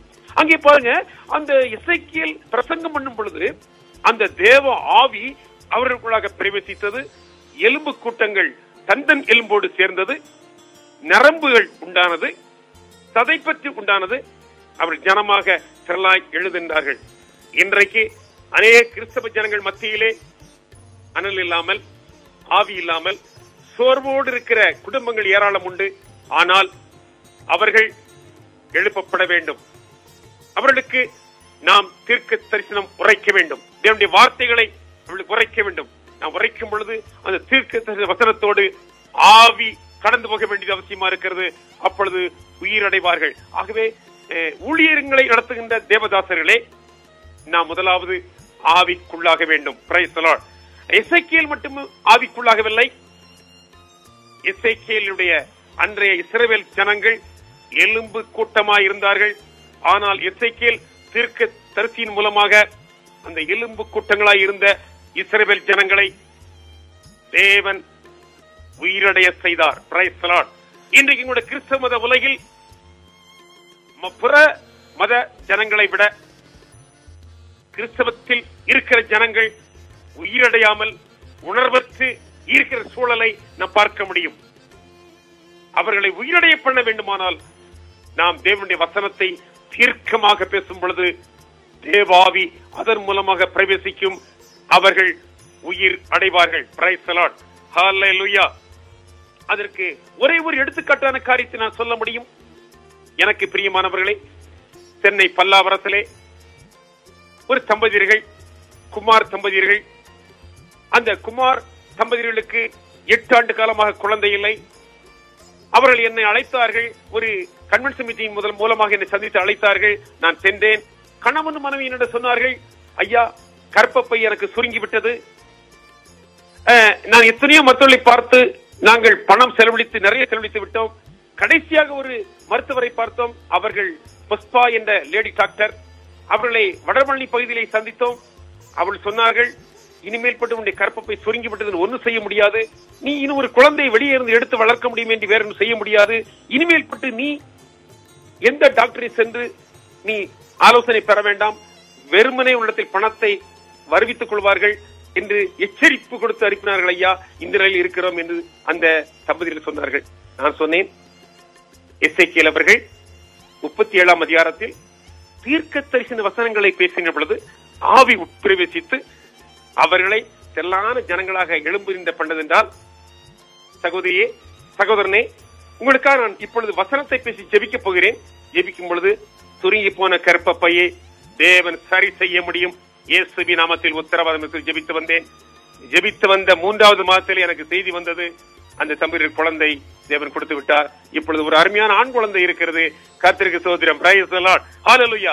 அன்றைய இஸ்ரவேல் ஜனங்களை மட்டுமல்ல, இன்றைக்கு இருக்கிற நம்மத்திலும் தேவனுடைய வல்லமை தீர்க்க தரிசன வசனங்களை தீர்க்கமாக தெளிவாக பேசும் பொழுது அப்போஸ்தலன் பவுல் சொல்லும் பொழுது 2 கொரிந்தியர் புத்தகம் 2ஆம் அதிகாரம் அதனுடைய 17ஆம் வசனத்திலே, நாங்கள் அநேகரை போல தேவனுடைய வசனத்தை கலப்பாய் பேசாமல் துப்புரவாகவும் தேவனால் அருளப்பட்ட பிரகாரமாகவும் கிறிஸ்துவுக்குள் தேவ சன்னதியில் பேசுகிறோம் என்று சொன்னார். அவ்விதமாக நான் பேசும் பொழுது உயிரடைய முடியும் என்று சொல்லி பார்க்கிறோம். Price the Lord. இரண்டாவதாக தானியேல் புத்தகம் 6ஆம் அதிகாரம் 3ஆம் வசனத்திலே, தானியேல் வென்றால் 3 பிரதானிகளுக்கும் 120 தேசாதிபதிகளுக்கும் மேற்பட்டவனாக அதிகாரியை வைக்க தரியு ராஜா நினைத்தார். காரணம், தானியேலுக்குள்ளாக விசேஷித்தாவி இருந்தது. Praise the lord. ஹalleluya. இந்த செய்தியை செவிமடுத்துக் கொண்டிருக்கிற நேயர்களே, விசேஷமா தேவனுடைய தாசர்களே, தேவனுடைய ஊழியத்தை செய்கிற தேவனுடைய தாசர்களே, கேளுங்கள். நமக்குள் விசேஷித்தாவி இருக்க வேண்டும். Price the Lord. Very very excellent spirit, very very excellent spirit நமக்குள்ளாக விசேஷித்தாவி இருக்கும் பொழுது இந்த ஊழியத்தை நாம் நடத்த முடியும்.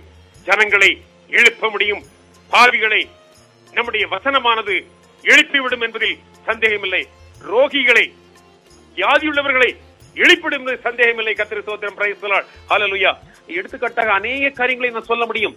முதல் நூற்றாண்டிலே இந்த வசனத்தை பிரசங்கம் பண்ணுகிற தேவதாசர்கள் மத்தியிலே எவ்வளவு அற்புதம் நடந்ததோ அதே அற்புதத்தை எங்களுடைய ஊழியத்திலும் தேவன் பிரசங்கம் பண்ணும் பொழுது நடத்தி கொண்டிருக்கிற கர்த்தருக்கு ஸ்தோத்திரம். Praise the lord. பம்பாய் மாநகரிலே, பாண்டு பகுதியிலே, நியூ பாம்பே பகுதியிலே, நெருள் பகுதியிலே பல்வேறு இடங்களில் நாங்கள் கன்வென்ஷன் மீட்டிங் பேசியிருக்கிறோம். ஆனால் நெருள் பகுதியிலே கன்வென்ஷன் மீட்டிங் பேசும் பொழுது, கடந்து போன 2010ஆம் ஆண்டிலே கன்வென்ஷன் மீட்டிங் பேசிக் கொண்டிருக்கும் பொழுது அதை டிரான்ஸ்லேட் பண்ணுவதற்காக ஒரு ஊழியர் இருக்கிறார். ஹிந்தியிலே, நான் தமிழிலே பேசினேன். அப்படி பேசிக் கொண்டிருக்கும் பொழுது கன்வென்ஷன் மீட்டிங் ஆரம்பித்து விட்டது. நற்செய்தி கூட்டம் ஆரம்பித்து விட்டது. நான் பிரசங்கத்தை பண்ணிவிட்டேன். 10 நிமிடம் பேசியிருக்கிறேன். அங்கே 20க்கும் மேற்பட்ட ஸ்திரீகள் எழும்பி நின்று அவர்கள் பிசாசு பிடியில் சிக்கி ஆடிக்கொண்டிருக்கிறார்கள். அவர்கள் எல்லாம் ஹிந்தி மொழியை சேர்ந்தவர்கள். உடனே டிரான்ஸ்லேஷன் பண்ணுகிற அந்த ஸ்தல பாஸ்டர் என்கிட்ட சற்று நிறுத்தி, ஐயா, ஊழியரையா, நீங்க இறங்கி அந்த ஆடியன்ஸுக்குள்ள உள்ள போகணும். உள்ள போய் ஒவ்வொருத்தரா தொட்டு நீங்க அவங்கள நீங்க இந்த பிசாசை போக்கிருங்கன்னு சொல்லி சொல்றாரு. நான் சொன்னேன், இல்ல, இந்த பிரசங்கம் தொடர்ந்து நடைபெற்றுக் கொண்டிருக்கட்டும். நான் பிரசங்கம் பண்ணி கொண்டிருக்கேன், நீங்க டிரான்ஸ்லேஷன் பண்ணிக்கிட்டே இருங்க. இந்த தீர்க்க தரிசன வசனத்தின் வாயிலாக அந்த பிசாசுகள் எரிந்து ஓடிவிடும். பிரைஸ் தி லார்ட் என்று சொல்லி பிரசங்கத்தை தொடர்ந்தேன். தொடர்ந்த 10வது நிமிஷத்தில் மீண்டும் அந்த பிசாசுகள் ஓடிவிட்டன. அவர்கள் எல்லாரும் அன்கான்ஸ் ஆகி அந்த 20 ஸ்திரீகள் விழுந்து விட்டார்கள். கர்த்தருக்கு ஸ்தோத்திரம். Praise the lord. தேவனுடைய எழுப்புதல் தேவனுடைய வார்த்தையில் இருக்கிறது. Hallelujah. Praise the lord. Praise the lord. எனக்கு பிரியமான தேவ தாசர்களே, நேயர்களே, நாம் ஆவிக்குள்ளாக வேண்டும். முதலாவது தீர்க்கதரிசி எசேக்கியேல் தேவன் ஆவிக்குள்ளாக்கினார். இரண்டாவது விசேஷித்த ஆவியுள்ளவராக தானியேலை தேவன் ஆவிக்குள்ளாக்கினார். ஆகவே சிங்கத்தின் கெபியிலே போகும் பொழுது சிங்கத்தின் வாயை கட்டப்பட்டது. ஹalleluya. Praise the Lord. தானியேல் விசேஷித்த ஆவியுள்ளவராக காணப்பட்டார். கர்த்தருக்கு ஸ்தோத்திரம். மூன்றாவதாக மத்தேயு புத்தகம் 3ஆம் அதிகாரம் அதனுடைய 16ஆம் வசனத்தை பார்க்கும் பொழுது, 17ஆம் வசனத்தை பார்க்கும் பொழுது, கர்த்தர் இயேசு யோர்தான் நதியிலே யோவான் ஸ்நானகன் மூலமாக ஞானஸ்நானம் பெற்று கரையேறுகிற பொழுது பரிசுத்த ஆவியானவர் சம்பூர்ணமாய் அவர் மேல் இறங்குவதை பார்க்க முடிகிறது. இயேசு கிறிஸ்துவ கூட அவர் 100% மனுஷகுமாரனாக 100% தேவகுமாரனாக பூமிக்கு வந்த பொழுதும் கூட அவருக்கும் ஒரு ஞானஸ்தானத்தை ஆண்டவர் பிதாவாகிய தேவன் அவருக்கு கொடுத்தார். அவரும் சம்பூர்ணமாய் பரிசுத்த ஆவியில் அந்த ஞானஸ்நானத்தின் பொழுது யோர்தான் நதியிலே நிரப்பப்பட்டார் என்று சொல்லி பார்க்கிறோம். ஆனால் அவர் பரலோக வீட்டிலே இருக்கும் பொழுது கூட நீதிமொழிகள் புத்தகம் 8ஆம் அதிகாரம் அவருடைய 22ஆம் வசனத்தை வாசிக்கும் பொழுது, நீதிமொழிகள் புத்தகம் 8ஆம் அதிகாரம் அவருடைய 22ஆம் வசனத்தை வாசிக்கும் பொழுது, அங்கே அனாதியாக உலகம் உண்டாவதற்கு முன்னதாகவே நான் தேவனால் அபிஷேகம் பண்ணப்பட்டேன். Price the Lord. நான் அவருடைய வழியிலே இருந்தேன். அந்த நாட்களிலே அனாதியாக நான் அபிஷேகம் பண்ணப்பட்டேன். அப்ப பரலோக வீட்டிலே, பிதாவின் வீட்டிலே இயேசு இருக்கும் பொழுது கூட உலகம் உண்டாவதற்கு முன்னதாகவே அவருடைய வழியில், பிதாவாகிய தேவன் வழியில் இயேசு இருக்கும் பொழுது அனாதையாக தேவனால் அபிஷேகம் பண்ணப்பட்டார் என்று எழுதப்பட்டிருக்கிறது. கர்த்தருக்கு ஸ்தோத்திரம். அது மட்டுமல்ல, ஏசாயாவின் புத்தகம் 61ஆம் அதிகாரம் 1ஆம் வசனம் 2ஆம் வசனத்தை வாசிக்கும் பொழுது, சுவிசேஷத்தை அறிவிக்க கர்த்தருடைய ஆவியானவர் என் மேல் இருக்கிறார், சுவிசேஷத்தை அறிவிக்க என்னை அபிஷேகம் பண்ணினார். Price the Lord. அப்போ ஏசாயா கூட இயேசுவை பற்றி பேசுகிறார். பரலோக வீட்டிலே பூமிக்கு வருவதற்கு முன்னதாகவே தேவனால் கர்த்தராகிய இயேசு கிறிஸ்து அபிஷேகம் பண்ணப்பட்டவர். ஹல்லேலூயா. அவர் யோர்தான் நதிக்கு வரும் பொழுது, மாம்சத்திலே வெளிப்படும் பொழுது, அவர் 100% மனுஷகுமாரனாக வரும் பொழுது, 100% தேவகுமாரனாக இருக்கும் பொழுது அவருக்கு தேவன் அவரை ஆவிக்குள்ளாக்கினார். Price the Lord. நாலாவதாக வெளிப்படுத்தின விசேஷம் 1ஆம் அதிகாரம் 10ஆம் வசனத்திலே பத்மு என்னும் தீவிலே அப்போஸ்தலன் யோவான் சிறைச்சாலையிலே இருக்கிறார். ரோம அரசாங்கத்தால் கைது பண்ணப்பட்டு இருக்கிறார். அங்கே ஒருவருமே இல்லை. வெளியே போர் சேவகர்கள் இருக்கிறார்கள், காவலாளி இருக்கிறார்கள், ராணுவத்தார் இருக்கிறார்கள், ரோம அரசாங்கத்தின் அதிகாரிகள் இருக்கிறார்கள். ஆனால் யோவான் என்ற அப்போஸ்தலன் மட்டும் தனியாக அந்த சிறைச்சாலை இருக்கிறார். அன்றைக்கு ஞாயிற்றுக்கிழமை, வாரத்தின் முதல் நாள், தி லார்ட்ஸ் டே. அன்றைக்கு அவர் தனித்து ஆராதனை செய்து கொண்டிருக்கிறார். அந்த வேளையில் கர்த்தருடைய நாளில் நான் ஆவிக்குள்ளானேன். வெளிப்படுத்தின விசேஷம் 1ஆம் அதிகாரம் 10ஆம் வசனத்திலே கர்த்தருடைய நாளில் நான் ஆவிக்குள்ளானேன். Praise the lord. Hallelujah. The lord's day. கர்த்தரை ஆராதிப்பதற்கு ஆராதனையிலே தி லார்ட்ஸ் சபர் இருக்க வேண்டும். கர்த்தருடைய ராபோஜன பந்தி இருக்க வேண்டும். அதற்கு பேர் தான் ஆராதனை. தி லார்ட்ஸ் டே. ஆங்கில பைபிளை பார்த்தால் லார்ட்ஸ் டே என்று இருக்கும். கர்த்தருடைய நாள் என்பது லார்ட்ஸ் டே. அதில் நான் ஆவிக்குள்ளானேன் என்று பார்க்கிறோம். கர்த்தர் யோவானை ஆவிக்குள்ளாகிற காரணம் எதற்கு என்று பார்த்தால், வெளிப்படுத்தின விசேஷம் 4ஆம் அதிகாரம் முதல் 2 வசனங்களை வாசிக்கும் பொழுது, யோவானே யோவானே நீ பரலோகத்துக்கு ஏறி வா என்கிற சத்தத்தை கேட்டேன். உடனே நான் ஆவிக்குள்ளானேன். உடனே பரலோகத்துக்கு ஏறி போனேன். அந்த பரலோகத்துக்கு ஏறி போவதற்கு அவர் ஆவிக்குள்ளாக வேண்டும். Price the Lord. ஜனங்கள் மத்தியிலே பிரசங்கம் பண்ணுவதற்கு நாம் ஆவிக்குள்ளாக வேண்டும். Price the Lord. ஜனங்களுடைய வியாதிக்கு விடுதலை கொடுப்பதற்கு நான் ஆவிக்குள்ளாகி நான் பிரசங்கம் பண்ண வேண்டும். தீர்க்கதரிசன வசனங்களை வசனமாக மட்டும் பேசக்கூடாது. அந்த வசனம் பேசும் பொழுது ஆவி வெளிப்பட வேண்டும். கர்த்தருக்கு ஸ்தோத்திரம். Praise the lord. ஹல்லேலூயா. இந்த தேவதாசர் செல்வம் அவர்கள் மூலமாக வல்லமை தூணி இணைய வானொலி ஊழியத்தில் அதிகமாக என்னால் பேச முடியாத சூழ்நிலை. ஐயா அவர்கள் கேட்டுக்கொண்டார்கள் சுருக்கமாக பேச. ஆகவே சுருக்கமாக பேசி முடிக்க நான் வாஞ்சிக்கிறேன். ஆகவே எனக்கு பிரியமானவர்களே, எனக்கு பிரியமான தேவ தாசர்களே, தேவனுடைய ஊழியங்களை செய்து வருகிறவர்களே, சபை நடத்துகிறவர்களே, நீங்கள் ஊழியர்களாக இருந்தால் நீங்கள் முதலாவது ஆவிக்குள்ளாக வேண்டும். இரண்டாவது ஐயா அவர்கள் கேட்டுக்கொண்டார்கள். இன்றைக்கு இந்த வசனத்தை கேட்டுக்கொண்டிருக்கிற தேவனை அறியாத பிள்ளைகளுக்கு என்ன செய்தி என்று சொன்னார்கள். அதற்கு ஒரே ஒரு செய்தி மட்டும் சொல்கிறேன். யோவான் புத்தகம் 3ஆம் அதிகாரம் 16ஆம் வசனம் சொல்லுகிறது, தேவனுடைய சொந்த குமாரனை ஏற்றுக்கொள்கிற பிள்ளைகளுக்கு தேவன் அன்பு வைத்திருக்கிறார், அன்பு கூறுகிறார். ஆண்டவர் தேவனை இயேசுவை யார் ஏற்றுக்கொள்கிறார்களோ அந்த ஒரே பேரான குமாரனை அவர்கள் மேல் பிதாவாகிய தேவன் அன்பு வைத்திருக்கிறார். ஹல்லேலூயா. கர்த்தருக்கு ஸ்தோத்திரம். அது புதிதாக இருக்கிற பிள்ளைகளுக்கு அந்த செய்தி சொல்கிறேன். யோவான் புத்தகம் 1ஆம் அதிகாரம் அதனுடைய 12ஆம் வசனத்தில் அவருடைய நாமத்தில் விசுவாசம் வைத்து அவரை ஏற்றுக்கொண்டுள்ள எத்தனை பேர்களோ அத்தனை பேர்களும் தேவனுடைய பிள்ளைகளாக அதிகாரம் கொடுத்தான் எழுதப்பட்டிருக்கிறது. எனக்கு பிரியமானவர்களே, நீங்கள் தேவனுடைய பிள்ளைகளாகுங்கள். நீங்கள் தேவனுக்கு பிள்ளைகளாகுங்கள். நீங்கள் தேவனை அறியாதவர்களாக இருந்தால், தேவனை ஏற்றுக்கொள்ளாதவர்களாக இருந்தால், நீ கஷ்டத்தோடு கண்ணீரோடு இருந்தால், நீங்கள் வியாதியோடு இருந்தால், இக்கட்டோடு இருந்தால், நீங்கள் சமாதானமற்று இருந்தால், சஞ்சலத்தோடு இருந்தால், ஆண்டவர் இயேசுவை ஏற்றுக்கொள்ளுங்கள். அப்பொழுது தேவன் உங்களை அனுபவிப்பார். உங்களுக்கு அதிகாரமுள்ள பிள்ளைகளாக உங்களை ஆக்கிக் கொள்வார்.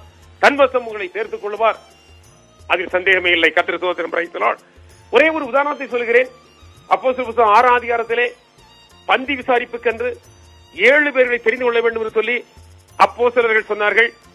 அந்த 7 பேரும் எப்படிப்பட்ட இருக்கும் என்று சொன்னால் பரிசுத்த ஆவியும் தேவ ஞானமும் நிறைந்தவர்களாக இருக்கும் சொல்லி கேட்டுக்கொண்டார்கள். அந்த முதல் நூற்றாண்டு சபையிலே பந்தி விசாரிப்பதற்கு, பரிமாறிக்கொள்வதற்கு, ஆகாரத்தை பரிமாறுவதற்கு என்று 7 பேர் வேண்டும். அவர்களுக்கு பரிசுத்த ஆவி வேண்டும், அவர்களுக்கு தேவ ஞானம் வேண்டும். அதில் பிலிப்பு தேவானெல்லாம் அதில் வருகிறார், இடம்பெறுகிறார்கள்.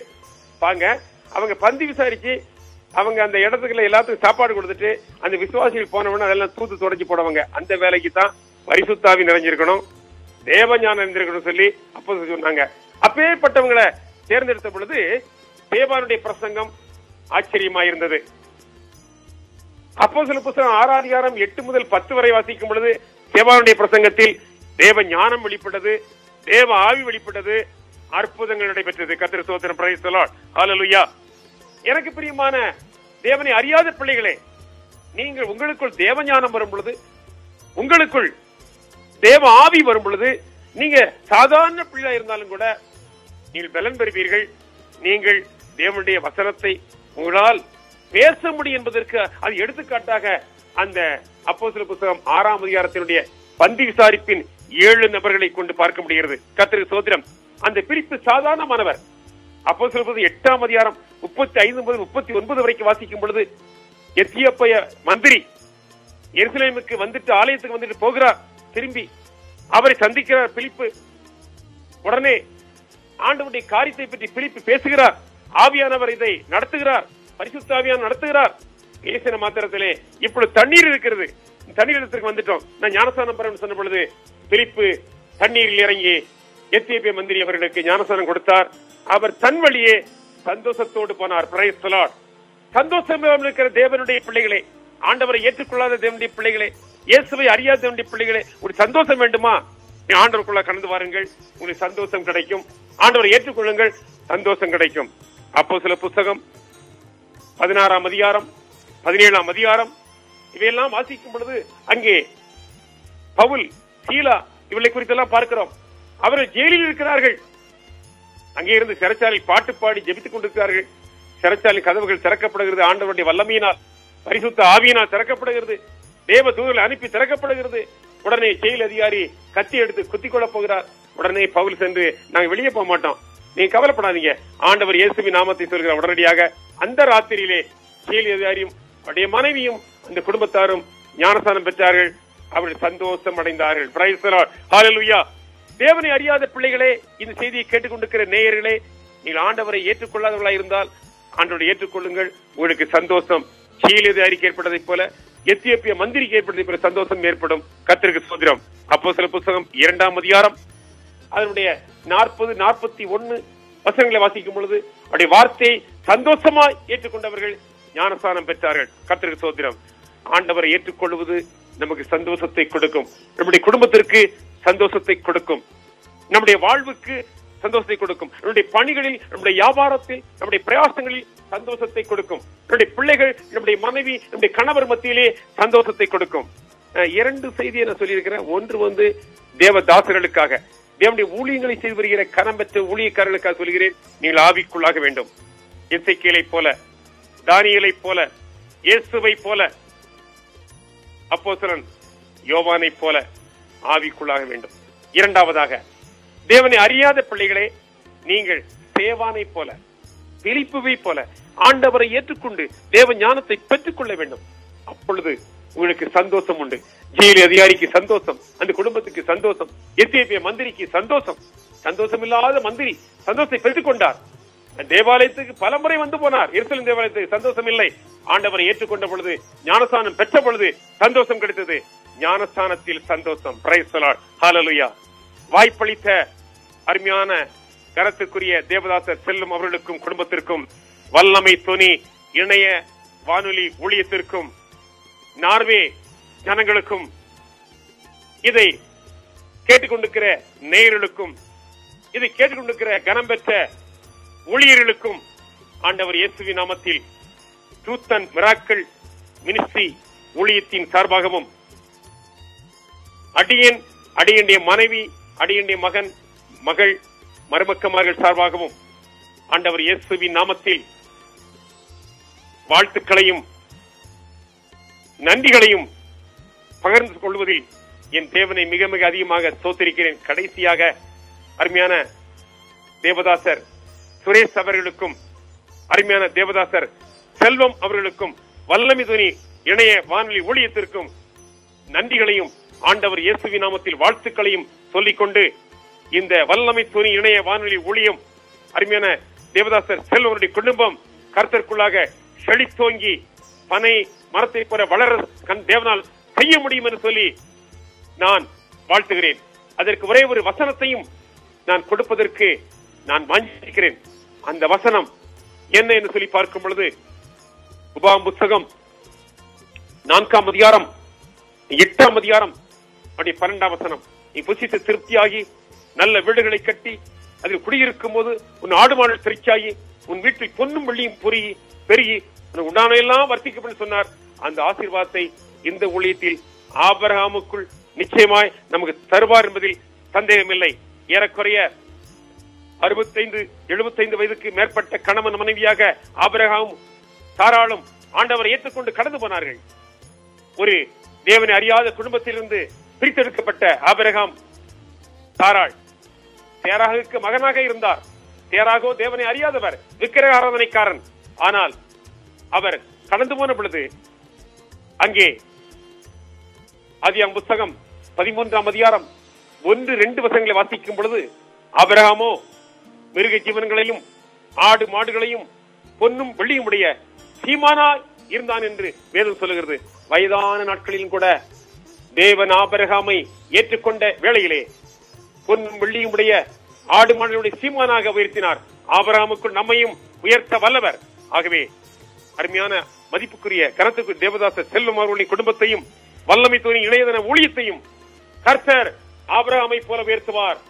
ஆண்டவர் தாமே இந்த வார்த்தையை உறுதிப்படுத்துவாராக. Price the Lord. வாழ்த்துக்கள், வாழ்த்துக்கள், வாழ்த்துக்கள். ஆமென், ஆமென், ஆமென். நன்றி, நன்றி பாஸ்டர். நிச்சயமாக உங்களுடைய வாழ்த்துக்களும் நீங்கள் ஆசீர்வதித்த இந்த ஆசீர்வாதங்களும் இந்த வல்லமையின் துணி வானொலி இன்னுமாக தேவனுடைய சித்தத்தை அறிந்து சத்தத்தை தொனிக்கத்தக்கதாக வல்லமையின் துணி வானொலிக்கும் இதிலே ஊழியங்களை செய்கிற இந்த அடிமைக்கும் ஒவ்வொரு பிள்ளைகளுக்கும் கர்த்தர் கிருபை செய்வாராக. நிச்சயமாக உங்களை போன்ற அனுபவம் வாய்ந்த கர்த்தருக்கென்று அர்ப்பணித்து ஓடுகிற இந்த ஊழியக்காரர்களுடைய இந்த இப்படியான வாழ்த்துக்கள் கிடைப்பது கூட எங்களுக்கு கர்த்தர் தந்த கிருபைதான். அதுக்காக என் தேவனை நன்றியோடு ஸ்தோத்தரிக்கிறேன். அருமையாக இதுவரைக்கும் பாஸ்டர் உங்களுடைய ஊழியங்களை குறித்தும் இந்த நாட்களிலும் விசேஷித்த விதமாக ஊழியக்காரர்களுக்கு, விசுவாச பிள்ளைகளுக்கு, கேட்டுக்கொண்டிருக்கிற புதிதானவர்களுக்கு உரிய ஆலோசனைகளையும் அருமையாக எங்களுக்கு சொல்லியிருந்தீர்கள். வேதத்தின் அடிப்படையில் நிச்சயமாக இதை கேட்டுக்கொண்டிருந்த ஒவ்வொருவருக்கும் நீங்கள் சொல்லிய ஒவ்வொரு காரியங்களும் கர்த்தரை மகிமைப்படுத்தவும் கர்த்தருக்குள்ளாக தங்களை இன்னும் விட்டு கொடுத்து தேவனோடு சஞ்சரிக்கத்தக்கதாகவும் ஏதுவாக ஒவ்வொரு காரியங்களும் இருந்திருக்கிறது என்று கர்த்தருக்குள்ளாக நான் விசுவாசிக்கிறேன். இத்தோடு நீங்கள் சொன்னது போல முடித்துக் கொள்ளலாம் பாஸ்டர். நிச்சயமாக வரும் நாட்களிலே கர்த்தருக்கு சித்தமாயிருந்தால் இந்த இப்படியான தேவ நிகழ்ச்சிகளிலோ வித்தியாசமான கர்த்தருடைய காரியங்களை ஒரு வார்த்தையை கொடுக்கிறதோ அல்லது ஏதாவது ஒரு சம்பாசனைகளை வார்த்தைகள் இருந்து நாங்கள் செய்ய முடியும் என்றால் வரும் நாட்களிலே செய்யலாம். கர்த்தருடைய சித்தத்தின்படி அது வாய்க்கட்டும் பாஸ்டர்.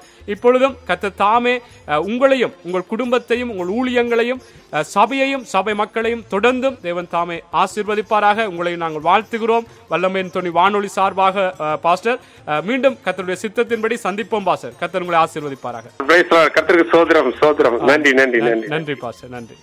ஆம் நேயர்களே, இதுவரையும் எங்களோடு இந்த வெளிச்சம் என்ற தேவ நிகழ்ச்சியிலே இந்தியா தேசத்திலே தமிழ்நாட்டிலே செங்கோட்டை என்ற பகுதியிலே இருந்து சத்தியம் விடுதலை ஊழியத்தினுடைய ஊழியக்காரனும் அதனுடைய ஸ்தாபகருமாய் இருக்கிற பாஸ்டர் கே சார்ஜன் அவர்கள் எங்களோடு இணைந்து அருமையாக கர்த்தருடைய காரியங்களை குறித்து விவரித்து சொல்லியிருந்தார். 27 ஆண்டுகள் ஊழியங்களை தேவனுக்கென்று உண்மையாக உத்தமமாக அர்ப்பணிப்போடு செய்து வருகிற ஒரு ஊழியக்காரன். ஏனென்று சொன்னால் அவருடைய அந்த ஊழிய அனுபவங்களை குறித்து எங்களோடு பகிர்ந்து கொள்ளும் பொழுது இன்னும் அவருடைய அந்த ஊழியத்தினுடைய பெயரை நாங்கள் வைத்து பார்க்கும் பொழுது கூட சத்தியம் விடுதலை ஊழியம், சத்தியம் எப்படியாக சத்தியமாக சொல்லப்பட வேண்டும், அந்த சத்தியத்திலிருந்து எப்படி விடுதலைகள் உண்டாக வேண்டும் என்ற அந்த வார்த்தையின்படி அவருடைய ஊழியங்களும் இருந்ததை நாங்கள் இதுவரைக்கும் கேட்டிருந்தோம். நிச்சயமாக உங்களுக்கு ஆசீர்வாதமாக இருந்திருக்கும். அன்பானவர்களே, நீங்கள் ஊழியக்காரனோடு தொடர்பு கொண்டு பேச விரும்பினால் எங்களோடு நீங்கள் தொடர்பு கொள்ளுங்கள். நாங்கள் ஊழியக்காரனை குறித்த அந்த அறிமுகத்தை அல்லது அவரோடு தொடர்பு கொள்ளத்தக்கதான அந்த தொலைபேசி இலக்கங்களை உங்களுக்கு அறிய தருவோம். ஆகவே தொடர்ந்தும் ஊழியக்காரனுக்காம் அவருடைய ஊழியங்களுக்காக ஜெபித்துக் கொள்ளுங்கள். இந்த வெளிச்சம் என்ற நிகழ்ச்சியிலே ஊழியக்காரன் சொன்ன ஆவிக்குரிய விடயங்கள் உங்களுக்கு ஆசீர்வாதமாக இருந்தால் நிச்சயமாக தொடர்பு கொண்டு பேசும்படியாய் அன்போடு நான் கேட்டுக்கொள்கிறேன். ஏனென்றால் நாங்கள் எல்லோரும் சேர்ந்து கர்த்தரை மகிமைப்படுத்துவதற்கு ஏதுவாயிருக்கும். நேர்களே, இத்தோடு நாங்கள் இந்த ஊழியக்காரனுடைய இந்த அனுபவங்களோடு ஆவிக்குரிய விடயங்களை குறித்த அந்த கேள்விகளுக்கான அந்த ஆலோசனைகளை இதுவரைக்கும் நாங்கள் கேட்டறிந்திருக்கிறோம். மீண்டும் வருகிற கிழமை இன்னொரு புதிதான ஒரு ஊழியக்காரனுடைய அனுபவத்தோடும் அவருடைய ஆவிக்குரிய ஆலோசனைகளையும் கேட்கும் வரை இப்பொழுது உங்களிடமிருந்து விடைபெற்றுக் கொள்கிறேன். கர்த்தர் உங்கள் ஒவ்வொருவரையும் ஆசீர்வதிப்பாராக. தொடர்ந்து இணைந்திருங்கள். நீங்கள் இணைந்திருப்பது உங்கள் சுவிசேஷ இணைய வானொலி வல்லமையின் துணியோடு.